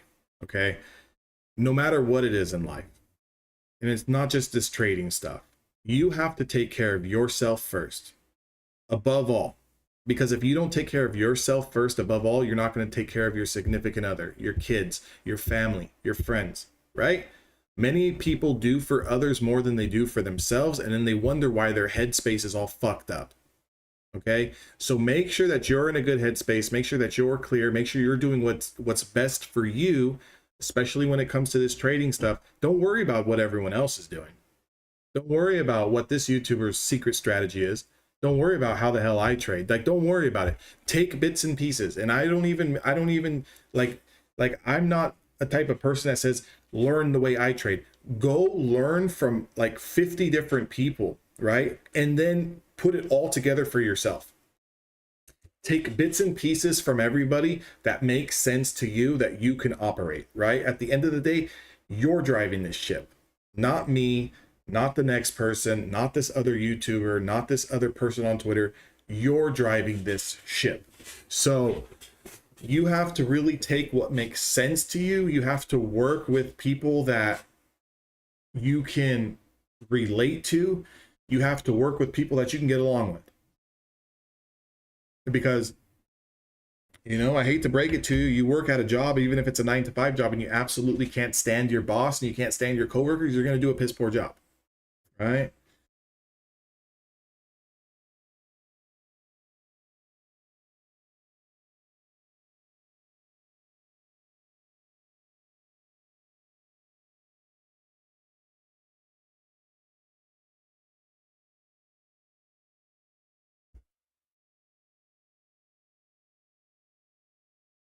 That's a thing too. I mean, I could talk about that situation, Tony, for a long time. You know, I've been working for myself for a long time. Before trading 10 years ago, I had a business in an industry outside of trading that I was very fortunate enough to be in the right time at the right place, and was able to sell that business to be able to, come in here without that clear headspace. But I've seen changes over the past 10 to 15 years that have gone for the worse. Okay. So, you know, when you start talking about politics and you start talking about who's going to take office and this, that, and the other, I've seen both sides, and I know what side I've fallen on a little bit more over the past, 10 to 15 years. And it's because of things that, I've personally had to deal with.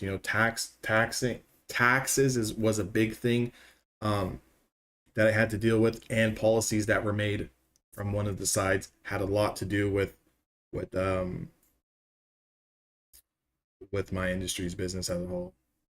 But that's story time for another day. Guys, getting a little bit of push up here back into this 5 SMA on a 1 hour chart. Again, market has literally, since we put in this last low of day going all the way back to almost 2 hours ago, has been in about a 60-point range. I mean, it's been in a 60-point range. So if you're finding it difficult to find a trade, join the club, right? Join the club. You're not the only one out there. We're all looking at the same crap, and we're all, either trying to take these couple point scalps and pat ourselves on the back, or we're just not taking any trades at all.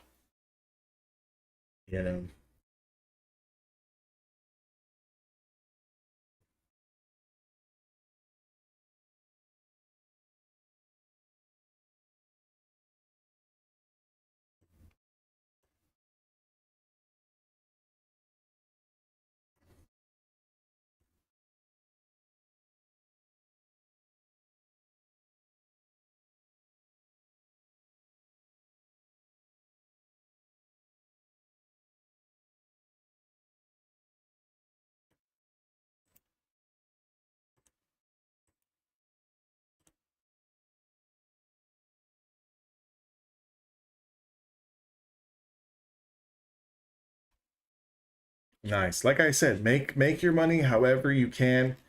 It's all about trust. It's all about trusting when you get into that trade. Trust it. And if it doesn't go your way, get out. Like, if you don't like what it's doing, get out. Right? That's it. Like, that's the harsh reality. Like, for so many people, for thousands and thousands and thousands and thousands of people that are out there trying to learn the best strategy and learn how to trade, you want to know what would actually suit them better is do what you're supposed to do when you're going to do it, and stop out when you're going to stop out, and hold yourself accountable. Like, don't be weak. Like don't be weak. Like, don't think that the market, oh, it might come. Like, if you already are thinking that, you're dead. And the moment it does come back in your favor and you do take a win off of it, guess what? You created a bad habit for yourself in the future, because now you're going to do it again because it worked before. Just cut the trade. Like, you guys seen me here. I took a couple trades and it didn't go my way. Just cut the damn trade at $200 loss. Whatever. We'll get it back. Price is going to keep moving. There's going to be another setup. We're going to get it back. And if we don't get it back, oh well. What? Oh well. It's not the end of the world. You know?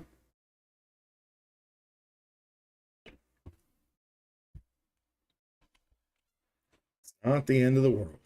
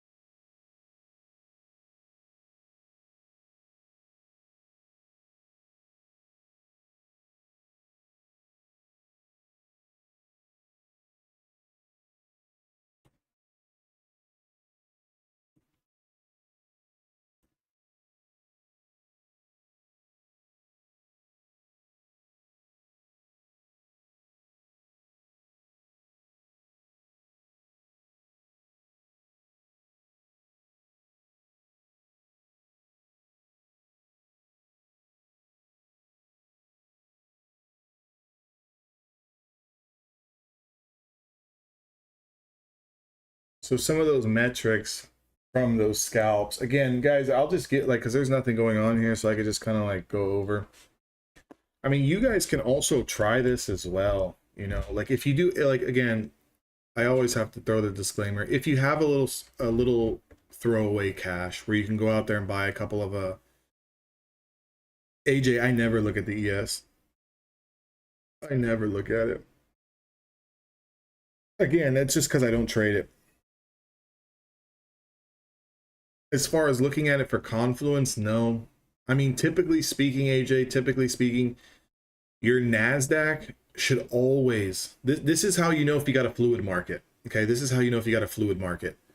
You know, if the market is fluid, Nasdaq's going to be on top in that direction, followed by the SPY, followed by the Dow, or vice versa, Dow, SPY, and then RTY.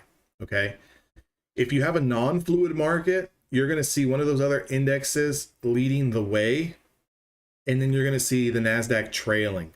Okay, so how can you use confluence? Well, let's say the other big two indexes are leading the way and the Nasdaq just sold off and the Nasdaq is starting to curl around. You can use those other indexes as confluence to catch the Nasdaq because it's the lagger, or vice versa. Let's say off the open, the first hour or two, Nasdaq's absolutely screaming, but you're kind of seeing the SPY chop around a little bit and it's at a key level where if it does break this level, it can go higher. Then you're going to want to use it in that way. But typically in a fluid market, the Nasdaq should always be leading the way. Now the Nasdaq right now is flat. It's down 12 points on the day. This is essentially flat. It did absolutely nothing today. The Nasdaq did absolutely nothing today. And why the Nasdaq should be leading the charge is because it's got the biggest names in there, the most high beta stocks in the Nasdaq 100, which can fluctuate in dollars. So when you talk about the Nvidias of the world, the Teslas, the Amazons, you know, these things can fly in dollars. They have nobody monitoring. The Nasdaq is the wild, wild west. Okay, the Nasdaq is the wild, wild west. It's not like the New York Stock. It's not the New York Stock Exchange where everything's going through. Everything's going to be processed in an orderly manner. Like, you guys want to go see something that you're never going to get big moves on. Go look at something that's on the New York Stock Exchange. Like, those things are moving up 10 cents, 20 cents, very orderly. 50 cents. You know, it just goes up 5 cents, 10 cents, 20 cents, down 20 cents, up 5 cents. Look at the Nasdaq. You can have a stock in the Nasdaq like Tesla. It shoots up off the open $5 like the damn top exploded on the thing, and then it's down $4 immediately in the next candle. It's the wild, wild west. So the Nasdaq should typically lead the charge, and if the Nasdaq's not leading the charge, that's when you have a non-fluid market, which means that you're going to get a lot more choppier environment, and that's going to be very hard markets to trade.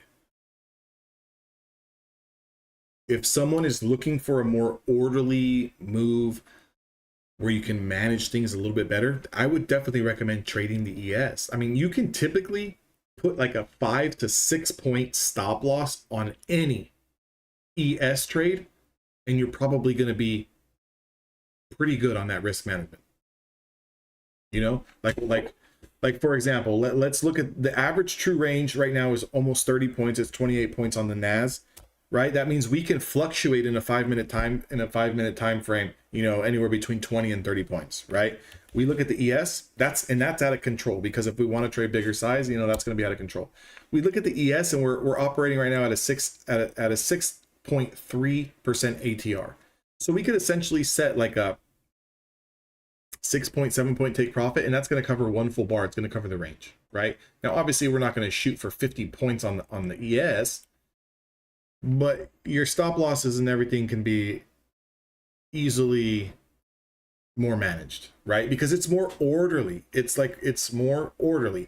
Even when the ES is chopping, your stop loss is not going to be getting tagged a lot if you're using 5 to 7 points on the ES. Versus we can put a 20 point stop loss on the Nasdaq, and that motherfucker can get triggered in, like, it can get stopped out in 20 seconds. And it's like, the move still hasn't even done anything. It's like basically going sideways, right?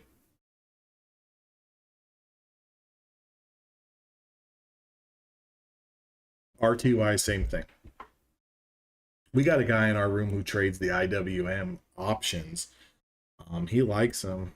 But I've never been big on the RTY. But again, you know, find the market that works for you, find the sustainability in that market where you can handle the moves and the P&L swings. But anyways, back to the point, guys, those of you guys who got a little pocket change, like I challenge you, right? I challenge you. Go out there, you guys, especially if you like been struggling a little bit to pass these evaluations and stuff, go take $100. Take $100, take $150 if you got it. Again, pocket change. I'm not talking to people who, you know, are on your last leg. Got a little pocket change, go take $100, $200, go buy as many evaluations with whatever firm you want. I don't care. And try to scalp your way to passing in 1 or 2 days. This is for people who are having trouble, right? Maybe you just need to go lower your price target 5 points and just try to scalp your way. Keep a hard $200, $300 max pain. If you lose it, great, get out, find the next setup, and just kind of operate where you're going to take setups as they come and try to pass. I mean, look at the stats on the day. 82% winning trades. 82% winning trades, 5% break even, and 11% losing trades. 17 winners, 2 losers, 14 of those trades were winners, and we got a couple scratches. So, and that's passing 1 apex evaluation in 1 day. In 1 day. Now, again, these numbers, like, don't get me wrong. I can do this again tomorrow, and I can blow an account. 100%. I've done it before. But you go out there and you go buy 5 evaluations. You might get lucky and pass 2 of them, right? You might catch a few good trades and pass them. You know? Might catch a good day.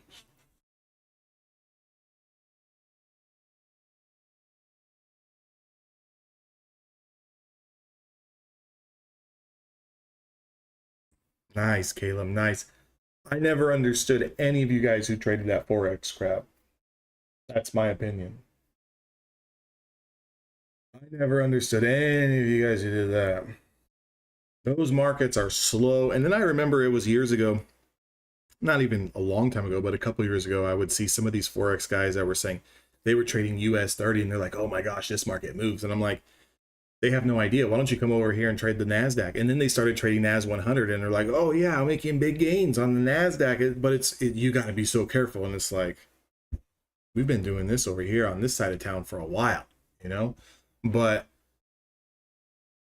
normally I notice in Forex, the price targets are way bigger. So they're really using those daily 4 hours as confluences, and they're playing those bigger levels, and they're really holding those trades for a long time. Like, again, I don't understand enough about Forex to speak on it, just from a few things that I've seen on the interwebs, you know. But I never understood those guys. I never understood those prop firms. I never understood any of that whole world.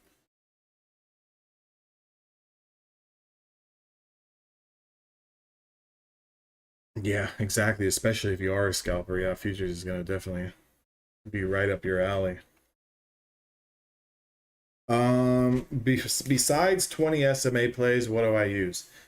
So the 200-day moving average, I use that. We took a short trade on the 200-day moving average earlier today. We kind of played it the same way as a 20 play, right? So the 200-day, once we lost that 200, we broke down through the day's range. And then, so if you notice, look at the range, look at the floor. Once we broke through that and confirmed, it really started to put in that like next leg down. I use a 30-minute opening range, right? 30-minute opening range. I use linear regressions. They're just channel lines. I'm gonna actually clear my chart of all my drawings today. But and then just price action, momentum, you know, like. But I would say moving averages, that's my big thing. 1 hour chart in confluence with the moving averages in the direction of the price action, then play that on a smaller time frame. That's what I do.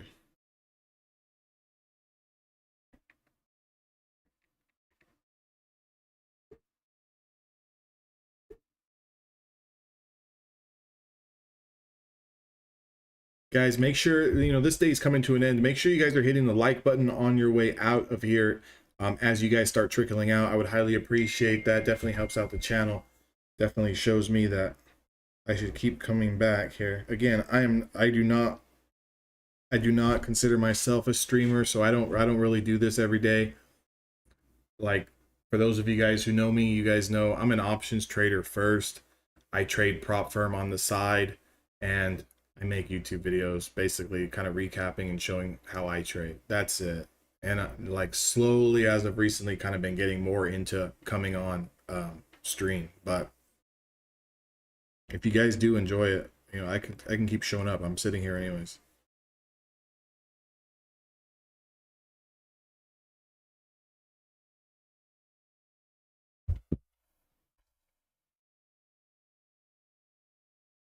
I would expect a choppy day. I would expect a choppy day, yeah, until he starts speaking. And then once he starts speaking, I have a feeling we're going to get a push up, because he generally likes to push the market up, and then you get an immediate reaction after that, vice versa. So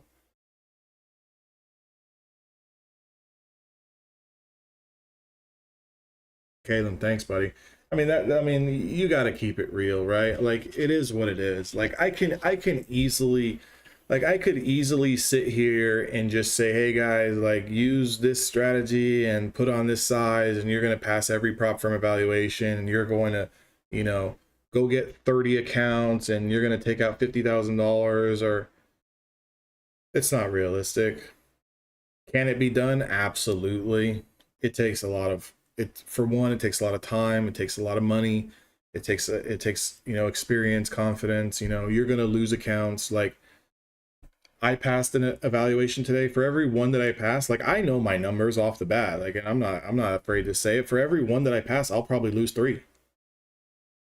Trading the way that I traded today, like you guys seen, where I'm like kind of getting in and out, for every one that I pass, I will probably lose 3.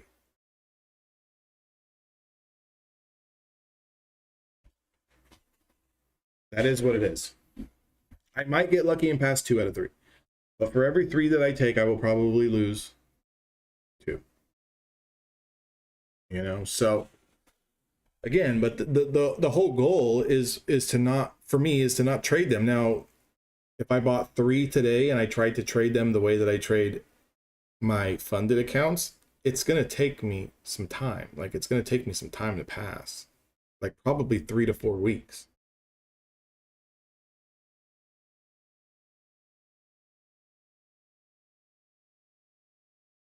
You know, and again, 80% win rate looks great, but if you can't control yourself, guess what happens? I don't care if you win 8 out of 10 trades. Guess what happens on those 2 trades? You can let that one trade blow your whole entire account up.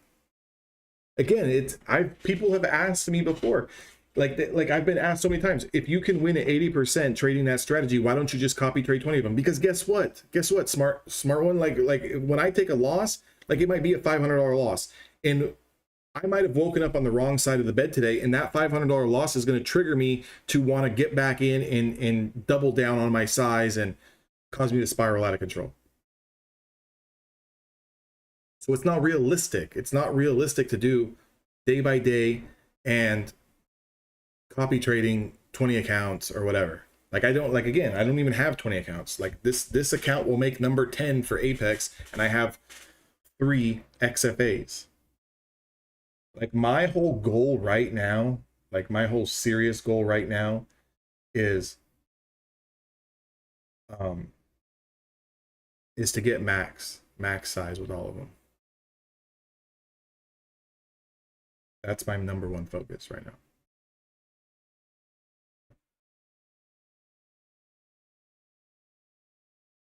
NQ daily looks like shit. Let's see it.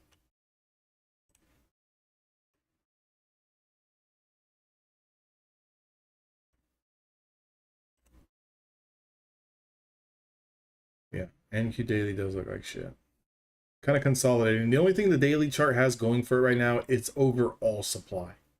Again, because of the contract roll, we're getting this gap up. So I wouldn't be surprised to see a pullback into 19,480s, 19,375.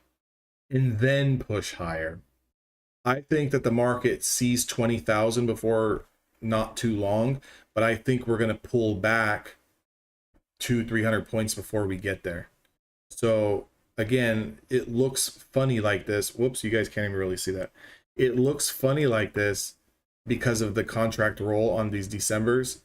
So again, you know, we're kind of filling this gap from when we're starting to roll here.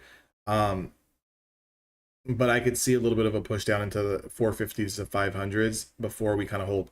Like I said, the only thing the market has going for it right now, it's over all this support. So over the 5, 10, 20, 50, 100, 200 day moving averages, that's typically bullish.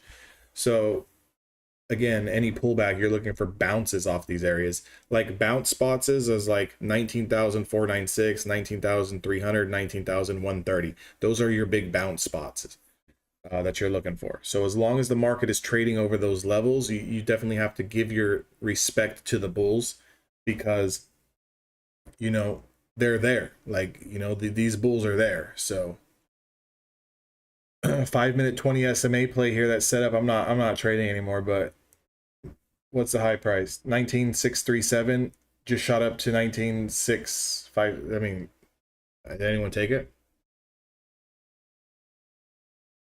I mean, 5-point scalp was there, 10-point scalp was there.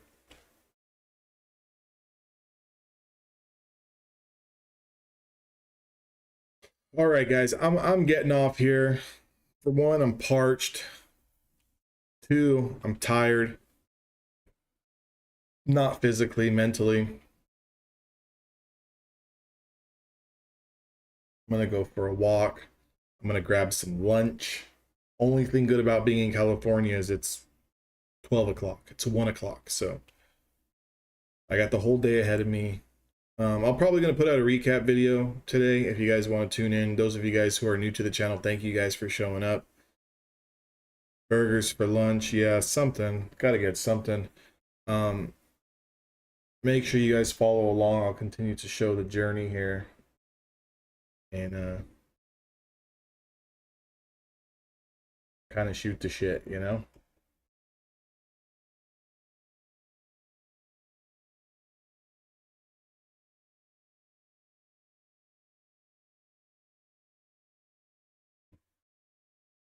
It was hot last week. Like we had a heat wave for California, like, which is again laughable, but yeah, right now it's 69 where I'm at.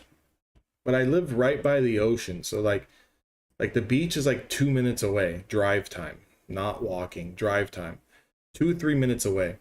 So we, like, in the mornings we get that cool breeze, and then in the evenings we get the cool breeze. So, but yeah, I mean, normally it stays between 62 and 70. Like 75 here is like people are complaining it's hot. Oh, look at the push, guys.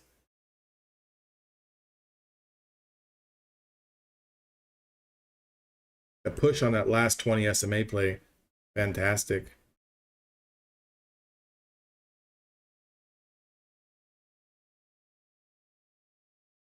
We're pushing right into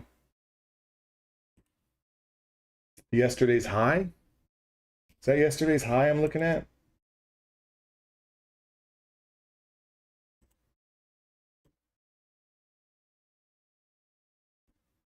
Or yesterday's low? We're pushing it. I have this level on my other chart on another screen. We're pushing right into a level from yesterday that I had marked out at 685.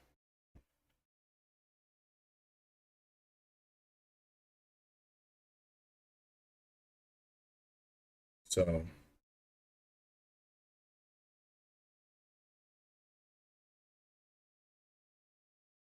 yeah, thank you, Tony. Thanks for showing up, man. You've been showing a lot of love since I've been coming on these streams. Appreciate it.